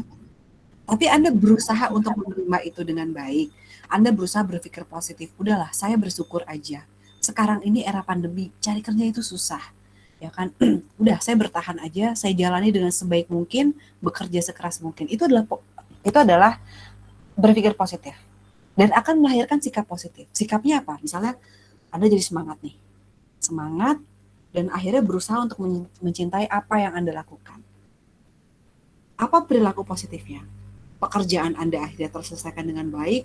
Anda bekerja tanpa misalnya menghiraukan apa, misalnya ada hambatan sedikit, pasti dalam pekerjaan itu ada hambatan, tapi udahlah, Anda tetap akan mengeluarkan usaha-usaha yang positif untuk pekerjaan Anda. Jadi itu benar ya Yanuar ya. Jadi itu yang saya bilang bahwa apapun passion kita, apapun bakat kita, tapi pada saat realita kehidupan kita itu tidak sesuai dengan apa yang kita harapkan. Misalnya sebenarnya saya passionnya itu penyanyi kata Fritz ya. Saya tuh pengen jadi penyanyi ya. Atau misalnya kata Wahyu, saya tuh pengen jadi penyanyi ya. Pengen kayak Ariel Noah misalnya. Tapi kok sekarang jadi pegawai kantoran nih. Ini gimana nih? Padahal saya tuh pengennya tuh nyanyi gitu. Tapi Anda sebenarnya kalau misalnya Anda bisa menerima itu, misalnya sebagai pegawai misalnya. Karena memang situasi kondisi Anda misalnya sekarang menjadi penyanyi ya tidak mungkin misalnya. Misalnya ya Anda berpikir bagaimana jalurnya Anda tidak tahu gitu. Oke lah, saya akan berusaha untuk menjalani kehidupan saya dengan baik, kan, dengan jendela terbuka tadi, ya udahlah open aja. Lama-lama itu Anda akan sukses di bidangnya, Anda akan menjadi baik. Jadi kalau Anda yang belum sekarang nih ya, Anda yang bekerja tidak sesuai passion Anda dan Anda masih bisa menerima itu. Nah, itu ya. Anda masih bisa menerima itu. Anda masih bisa menerima. Oke lah, nggak apa-apa. Tidak sesuai passion pun tidak apa-apa. Yang penting saya bekerja. Ini adalah bentuk bentuk ibadah saya misalnya. It's okay, nggak apa-apa. Jadi Anda tetap jalani dengan baik, sebaik-baiknya ya. Berusaha mencintai apa yang Anda punya karena biar bagaimanapun yang namanya pekerjaan itu adalah rezeki. Ya. Tapi pada saat di satu titik Anda sudah tidak cukup untuk tidak suka untuk melanjutkan itu dan itu menjadi toksik. Jadi kan sekarang kan sering banget ya istilah yang namanya toksik. Toksik dalam relationship, toksik dalam pekerjaan, toksik yang kemudian merusak mental Anda. Dan itu waktunya Anda untuk stop, Anda stop. Anda harus mencari dunia yang lain. Jadi maksud saya seperti itu. Jadi kayak misalnya dalam relationship, ini kan sering banget nih sekarang dibahas nih di podcast anak muda. Toxic dalam relationship. Kapan Anda harus berkata no? Kapan Anda bisa menerima keadaan dengan sebaik-baiknya?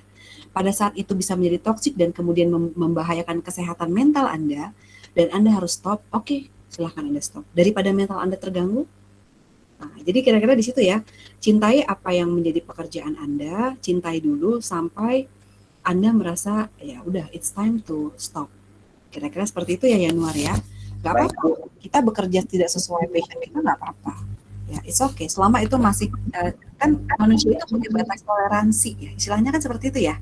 Kita punya batas toleransi itu dalam diri kita. Kita udah punya batas toleransi pacar kita nih kok begini dulu nih. Sabar. Kita punya batas toleransi nih. Pada suatu saat kita bilang stop, udah. Berarti Anda bukan jodoh saya. Waduh ya. Nangisnya nggak apa-apa sehari. Besoknya cari yang lain ya. Tenang aja ya. Tumbang 1, tumbuh 1000 ya. Apalagi bentar lagi nih, kayaknya kita tatap muka ya sebentar lagi ya. Kalau SD udah dibuka, mudah-mudahan kuliah semester depan udah dibuka. Ketemu deh tuh ya. Kalian kan belum pada ketemu kan? Belum kan? Belum pada ketemu. Insya Allah semester depan mudah-mudahan udah bisa ketemu, udah bisa ngeliat kampus. Siapa tahu ketemu saya di kampus ya enggak?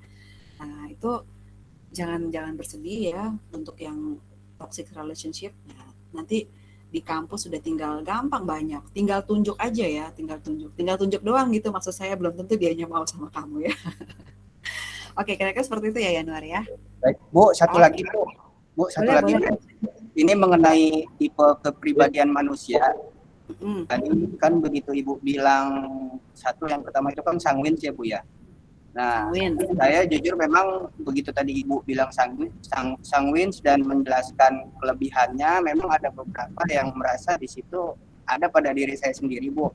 Okay. Tapi kelemahannya ini dari segi kelemahannya ini itu semuanya Bu, semuanya ada di diri saya.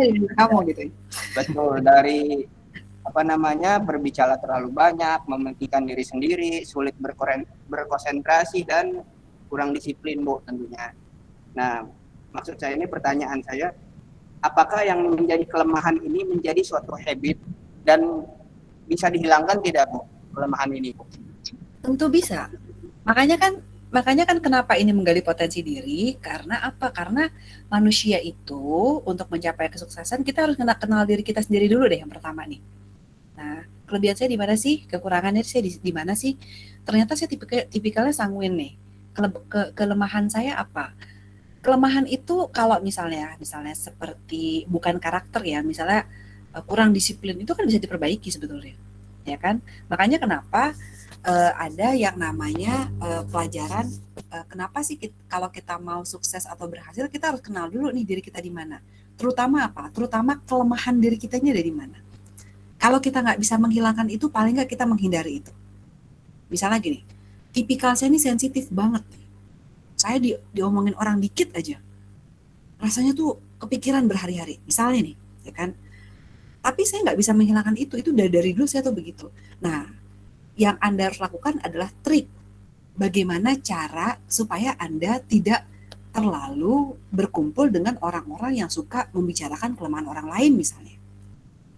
Itu kan trik. Apakah kelemahan-kelemahan itu bisa dikurangi? Bisa tentu saja. Tipikal koleris misalnya.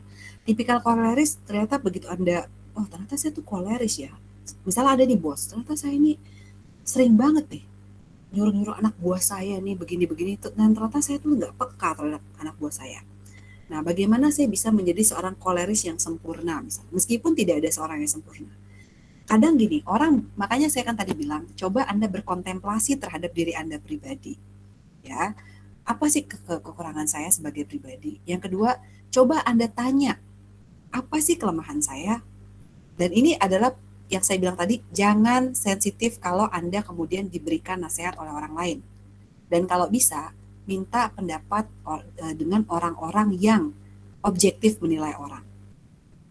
Gitu. Jadi intinya bisa ya Yanuar ya, misalnya saya tuh orangnya begini-begini Bu, bisa nggak sih Bu sebenarnya dievaluasi? Bisa, asalkan yang namanya Johari window yang tadi terbuka tuh, jendela terbuka itu Anda benar-benar buka. Artinya Anda menerima masukan dari orang lain.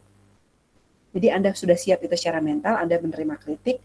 Tapi ini saya selalu bilang, cari orang-orang yang tepat untuk mengkritik. Jangan orang benci Anda lagi. Terus dia sebel sama Anda. Menurut lo gue gimana? Yang ada deg-deg semua ya nggak? Ya, lagi berantem sama pacar. Menurut kamu aku gimana sih? Yang ada kamu diomel-omelin mulu. Nah, dari suasana yang tenang, kontemplasi diri, menurut Anda tuh saya kelemahannya di mana sih? Apa, dan harus ada kemauan untuk memperbaiki diri. Dan meskipun tidak sempurna, itu bisa dikurangi ya Yanuar ya. Itu bisa dihilangin gak sih Bu? Bisa dikurangin. Yang saya bilang bukan dihilangin, tapi bisa dikurangi. Ya, kira-kira seperti itu ya Yanuar ya. Yang penting kemauannya ada ya. Baik Bu, makasih Bu. Sama-sama. Silakan yang lain, ada? Ada yang mau tanya lagi? Oke. Bu mau nanya Bu. Oh boleh. Bu, saya Bu mau nanya. Bu, Oh ya, boleh Azima dulu Azima. nanya Bu. Boleh. Udah deh. Siapa dulu nih? Siapa dulu nih? Ayo. Azima dulu ya. Jam dulu, Jim. Nih Azima habis itu Fritz. Oke. Malam Bu. Malam. Mau nanya, tadi kan kita ngebahas krisis identitas ya Bu ya? Apa? Krisis apa? Krisis identitas. Krisis identitas. Iya, identitas kan ya Bu ya? Ah. Terus Ibu kan ngasih tauin tips-tipsnya juga gitu ya Bu untuk mencari identitas lah. Terus secara garis besarnya salah satunya kan berpikir positif ya Bu ya, maksudnya ya jangan negatif gitu ya. Tapi itu gampang diucapkan, susah dilakukan. Betul. Iya kan Bu? Iya betul. Terus kalau misalnya dari Ibu nih Bu, misal kalau udah mencoba tapi tetap gagal, menurut Ibu tips yang harus dilakukan itu bagaimana Bu untuk selanjutnya? Iya, berpikir positif itu memang susah loh. Sampai psikolog itu kalau gampang itu nggak mungkin ada yang namanya terapi berpikir positif oleh psikolog. Orang bayar ratusan ribu ke psikolog untuk bagaimana cara untuk berpikir positif. Itu sampai saya pernah ngobrol sama anak-anak psikologi di Mercu Buana, itu sampai ada yang namanya kayak healing time dengan musik atau yang namanya dialogis dan lain sebagainya. Itu susah. Jadi kalau dibilang gampang diucapkan, benar gampang diucapkan, tapi susah memang. Apalagi untuk kejadian-kejadian yang traumatisnya cukup tinggi, yang menyakitkan diri kita yang luar biasa. Kita sudah mencoba, tapi ternyata gagal terus Bu. Itu gimana Bu? Menurut saya ya, yang pertama itu energi negatif itu yang pertama harus dihindari. Kalau kita udah nggak kuat ngadepinnya, udah kita hindari aja lah. Yang kedua, buka diri Anda seluas-luasnya untuk yang namanya mungkin kehidupan baru, pergaulan baru, dan bergaulah dengan orang-orang yang berpikir positif. Kira-kira gitu. Kalau saya selalu bilang, saya sudah mencoba Bu, berkali-kali, tapi kok saya nggak bisa. Kalau sudah sampai tahap itu, sebenarnya, mohon maaf ya, saya sarankan Anda butuh bantuan orang lain. Saya sudah mencoba Bu, tapi kalau Anda seorang Muslim, mungkin bisa jadi Anda bisa konsultasi dengan ustadz atau ustazah misalnya Pak ya. Kalau di dalam dunia psikologi, kalau sampai udah energi negatif terlalu berat, itu harus namanya butuh bantuan profesional. Dan jangan malu untuk itu.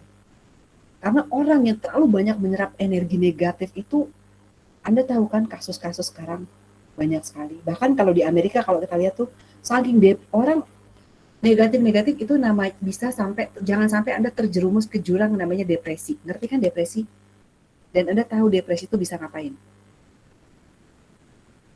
Bunuh Ini diri. Nah, ilmu psikologi. Silet tangan.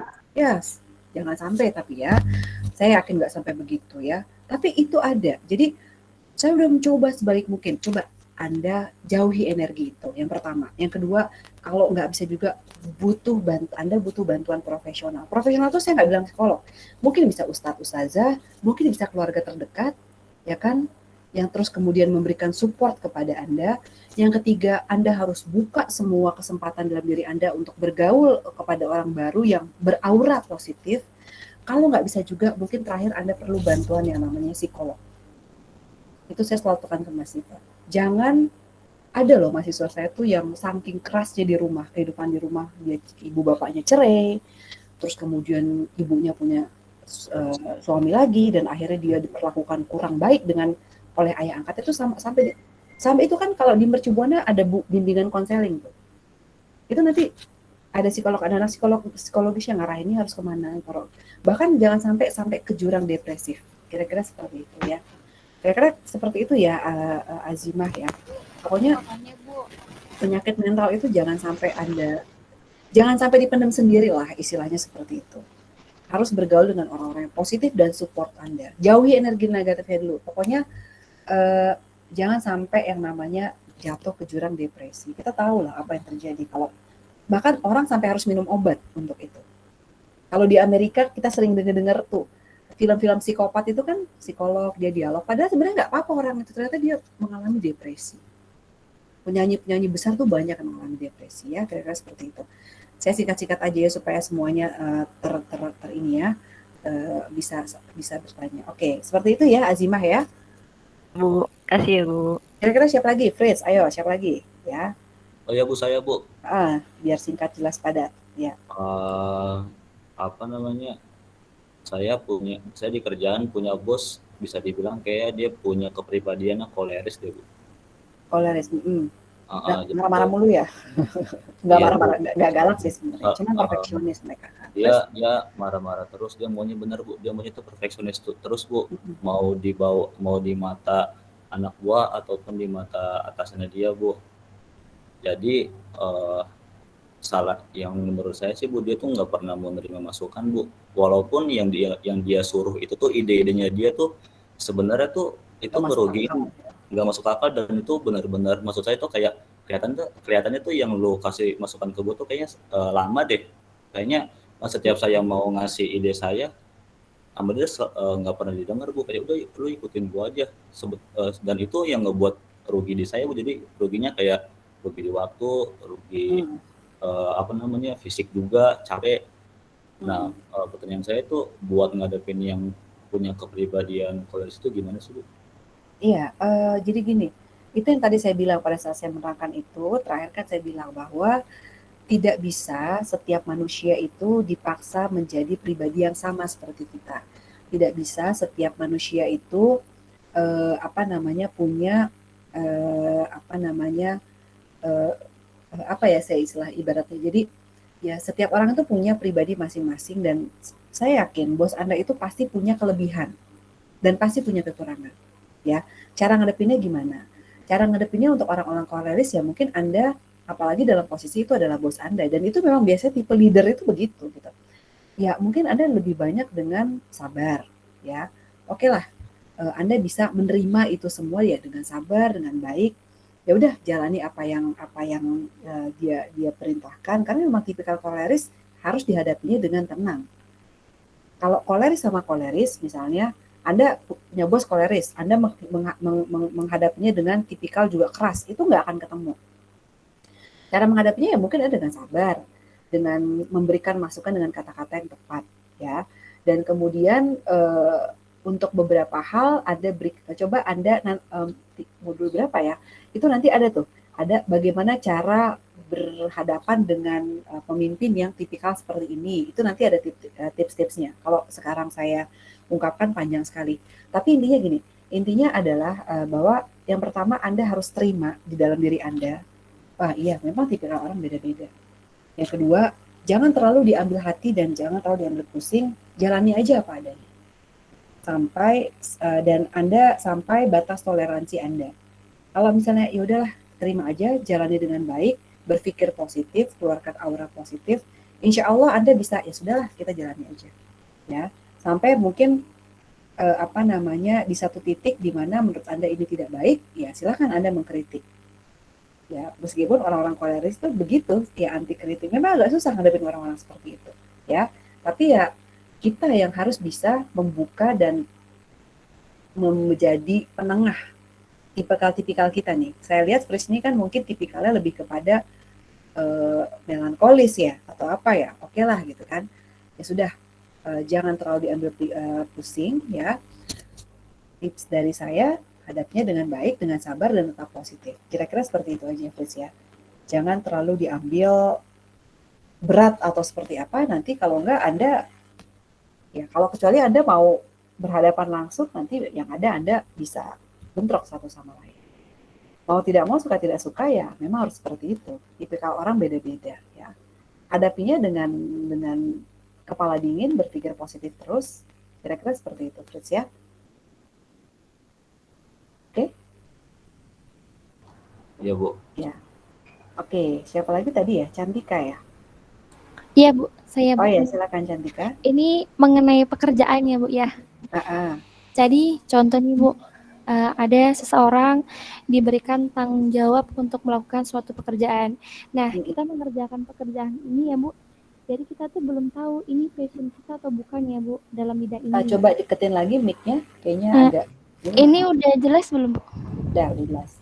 Nah, jadi kan kita contoh misalnya dikasih tanggung jawab ya Bu untuk melakukan suatu pekerjaan. Nah, kita itu belum tahu nih Bu, pekerjaan ini sesuai passion kita atau bukan. Karena kan masih ngeraba-ngeraba ya Bu. Karena kan ini namanya istilahnya kayak pekerjaan pertama kali gitu ya Bu ya. Nah, terus karena kita udah dikasih kepercayaan, udah dikasih tanggung jawab. Karena contoh diambil pekerjaannya itu marketing ya Bu. Yang namanya marketing kan tentunya kayak ada target, goals yang harus dicapai ya Bu gitu.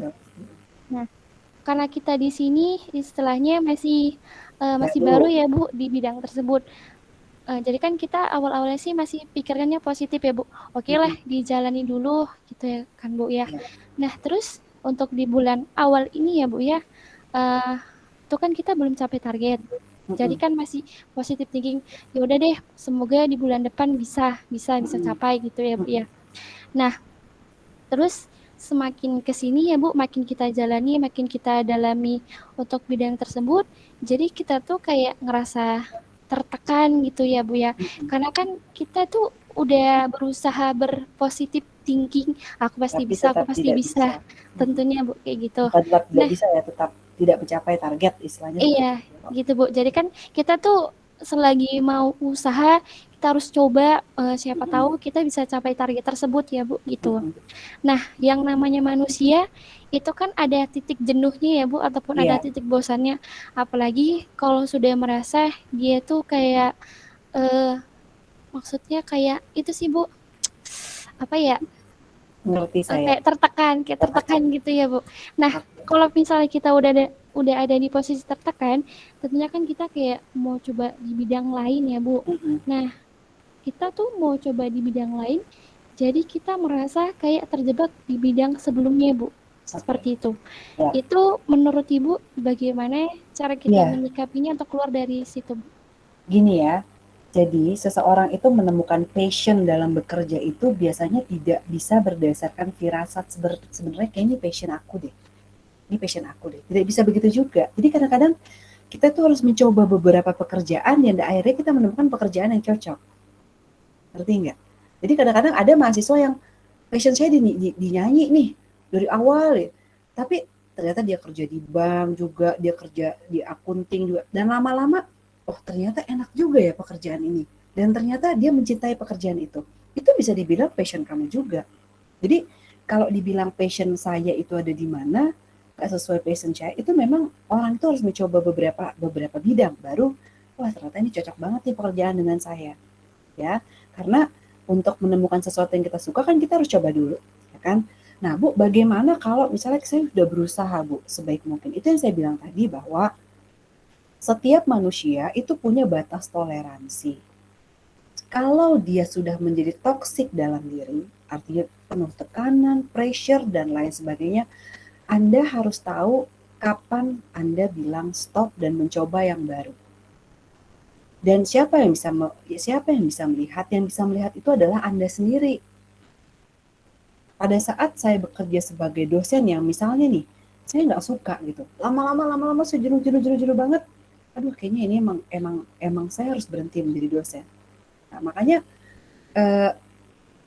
di luar itu yang bisa mengukur itu jangan sampai pekerjaan itu selama Anda masih bisa dalam batas toleransi Anda misalnya, meskipun saya nggak suka sama pekerjaan ini, tapi saya tetap bisa bertahan kok, tenang aja gitu. Misalnya nggak ada masalah, itu oke Anda lanjutkan. Tapi selama kalau Anda sudah tertekan sekali sampai sudah masuk ke mental Anda, dan itu mungkin waktunya Anda untuk stop. Dan menurut saya yang bisa tahu, menurut Ibu bagaimana, Bu? Saya udah berusaha tapi kayaknya tadi bukan bidang saya dan lama-lama saya tertekan. Daripada itu menjadi toksik dalam diri, daripada itu menjadi toksik dalam mental Anda, lebih baik menurut saya Anda harus tahu kapan Anda harus berhenti. Dan menurut saya Anda harus mungkin cari lingkungan yang baru. Setiap orang butuh itu. Kalau pegawai kan kadang-kadang di rolling kan. Karena kadang-kadang di bagian ini, harus di bagian ini. Kan itu kan salah satu HRD itu kan untuk seperti itu. Supaya tidak jenuh, supaya tidak tertekan terus-menerus. Kan itu. Kan tujuannya itu. Supaya dia ada kebaharuan dalam hidupnya. Jadi bagaimana Bu saya menyikapinya? Ya, yang bisa menjawab itu adalah Cantika sendiri menurut saya. Kalau menurut Cantika ini sudah menjadi toksik dalam diri, misalnya sudah merusak mental, kira-kira sudah terlalu menekan ya kesehatan mental Anda gitu, kayaknya saya harus berhenti. Gitu. Itu is okay. Menurut saya jangan sampai itu kemudian membuat Anda stres, tertekan dan lain sebagainya. Tapi kalau Anda merasa saya bertahan dulu deh, saya coba lagi gitu kan, oke. Jadi yang saya maksud di sini adalah ketegasan dalam diri Anda. Yang pertama, yang kedua, yang namanya passion itu bukan dari firasat kalau menurut saya. Orang dapetin passion dalam pekerjaan itu biasanya setelah beberapa kali mencoba, ternyata dia suka dengan pekerjaan ini. Bisa juga firasat, tapi juga bisa ditemukan passion pada saat saya kerja di sini, ternyata nggak cocok. Di sini nggak cocok. Pada saat kerjaan yang ketiga, ternyata dia cocok. Ternyata nih kerjaan ini aku banget nih. Jadi seperti itu ya Cantika. Jadi jangan lelah untuk misalnya. Jadi passion itu bukan berarti terus pekerjaan Anda senang terus Anda nggak ada cobaan, bukan berarti begitu. Jadi yang namanya pekerjaan meskipun sesuai passion Anda pasti ada yang namanya tekanan dan lain sebagainya. Tapi biasanya kalau kita sudah menjadi passion, sudah menjadi cinta, sudah menjadi senang, biasanya cobaan itu udahlah, yang penting saya senang dengan kerjaan ini. Kira-kira seperti itu ya Cantika. Jadi apakah ini pekerjaan sudah sesuai passion saya, Bu? Soalnya saya udah mencoba, tapi kok nggak bisa-bisa. Ya mungkin menurut saya sih mungkin belum kali ya. Mungkin, dan kalau sudah Anda tertekan sekali, menurut saya lebih baik ya Anda coba cari yang lain. Jangan sampai menjadi toksik, kira-kira seperti itu. Ya, Cantika ya, saran dari saya ya. Baik, terima kasih Bu. Ya, sama-sama. Ya, ini udah jam 21.09. Memang kalau ini ya, jadi boleh nanti kalau misalnya mau dilanjutin, kita lanjutinnya di grup, oke? Ya, Boleh. Ibu, tapi bentar ya Bu, Ya. yang di tugas besar itu kan ada sampai modul ke-10 ya, tapi di yang Ibu upload sampai 9 doang. Oh, 9 ya, kurang. Oke, Iya. nanti saya upload lagi ya. Baik, pokoknya Bu. kalau apa nanti Iya. saya upload ya. Oke Bu, kasih. Ya, oke. Ya, ini sudah memang enak ya kalau kita bicara karakter building, makanya saya bilang saya paling senang tuh ngajar karakter building karena ilmunya ilmu kehidupan ya. Oke, kita ketemu lagi di TM ke-7. Nanti saya akan bahas kisi-kisi ujian beserta jawabannya. Kurang enak apa tuh, ada kisi-kisi ujian, ada jawabannya. Saya ucapin terima kasih ya yang udah bergabung ya, alhamdulillah. Nah, kuis dan forum kita mulai minggu depan. Kalau ada yang mau konsultasi sama saya terkait pekerjaan dan lain sebagainya, silakan Anda boleh WA saya. Sekarang nggak bisa sekarang kita nggak bisa ketemu, nggak bisa kasih pertanyaan. Anda boleh lanjutin di grup. Kalau malu boleh japri. Tenang aja ya. Oke, seperti itu. Oke, saya ucapkan terima kasih semua. Saya tutup dengan alhamdulillahirabbil alamin. Selamat malam, good night ya. Tidur yang nyenyak, tidur yang pulas. Januar masih kerja nih. Tuh lihat backgroundnya tuh. Ya kan? Kamu masih kerja ya? Di kantor Bu, di ruangan sales. Ya ampun, luar biasa ya. Kita kasih tepuk tangan. Kalau Fritz tadi udah di rumah ya, saya lihat ya. Udah santai Fritz ya. Kalau Januar masih kerja ya. Tapi nggak apa-apa, semangat semua. Fritz juga semangat ngadepin bosnya yang koleris ya. Jadi Iya, kalau Bu. kamu dimarahin, Cuman, iya Bu, dia Bapak nih ternyata Bapak nih koleris loh Pak. Ngomong-ngomong gitu. Apa dia maksudnya? nggak ngerti, Bu. Dia nggak ngerti tuh. Ya, kira-kira seperti itu. Ibu Kenapa, lagi di Fritz? mana, Bu? Saya lagi di mana? Saya lagi di rumah. Oh ya udah Bu, oke. Oke. Oke, Pak. Ada lagi Fritz yang mau satu kata yang mau Fritz sampaikan, Fritz? Tetap semangat, udah gitu aja Bu. Tetap semangat ya. Ngadepin orang-orang korealis itu semangat, sabar, jalani dengan baik ya. Saya mau ini aja kasih bukan saran sebenarnya ya, masukan aja sedikit buat Cantika. Tadi kan dia itu kan memang tadi dia bilang merasa tertekan karena memang belum ada targetnya tidak tercapai ya. Yang jelas kalau pesan saya sih satu Bu, kita diberikan target oleh atasan atau perusahaan itu jangan dijadikan beban Bu. Nah tuh. Itu maksudnya begitu. Justru malah jadi motivasi kita buat ya untuk motivasi kita lebih keras lagi. Kalau marketing kan satu karena memang dia bisa lari atau bisa mencapai target karena memang ya jujur aja memang di lingkungan saya ini orang-orang yang berhasil karena memang dia motivasinya uang Bu. Bukan karena dia harusnya target berapa dan tidak pernah dijadikan beban memang. Iya. Gitu. Jalani aja. Gitu, Bu. Apa kata Ayut santuy. Kalau kita bawa beban malah ya jadi stress, mungkin Cantika ini tipikalnya sedikit melankolis ya. Jadi mendalami sekali, tapi nggak apa-apa. Jadi itu adalah saran yang bagus dari Januar. Pokoknya Cantika kita jadikan cambuk untuk sebagai motivasi kita ke depan. Ya, tapi itu yang tadi saya bilang ya. Setiap orang punya batas toleransi. Jadi kalau memang sudah terlalu berat ya, menurut Anda itu merusak jiwa Anda, ya ada saatnya untuk it's time to say stop. Cari untuk bidang yang baru. Itu juga jangan takut. Ya.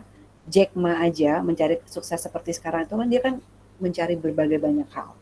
Jadi jangan takut untuk mencoba hal baru jika memang sudah saatnya Anda untuk mengambil keputusan ya. Oke, terima kasih semua. Saya tutup dengan alhamdulillah. Terima kasih Bang Januar atas masukannya. Terima kasih Bu. Sama-sama. Cantika bisa lanjutkan di WhatsApp ya dengan Januar ya. Uhuy. Ya, saya ucapkan assalamualaikum warahmatullahi wabarakatuh. Terima kasih semua. Waalaikumsalam warahmatullahi wabarakatuh. Terima kasih Bu. Sudah dengerin kalau kesah. Makasih Bu. Boleh.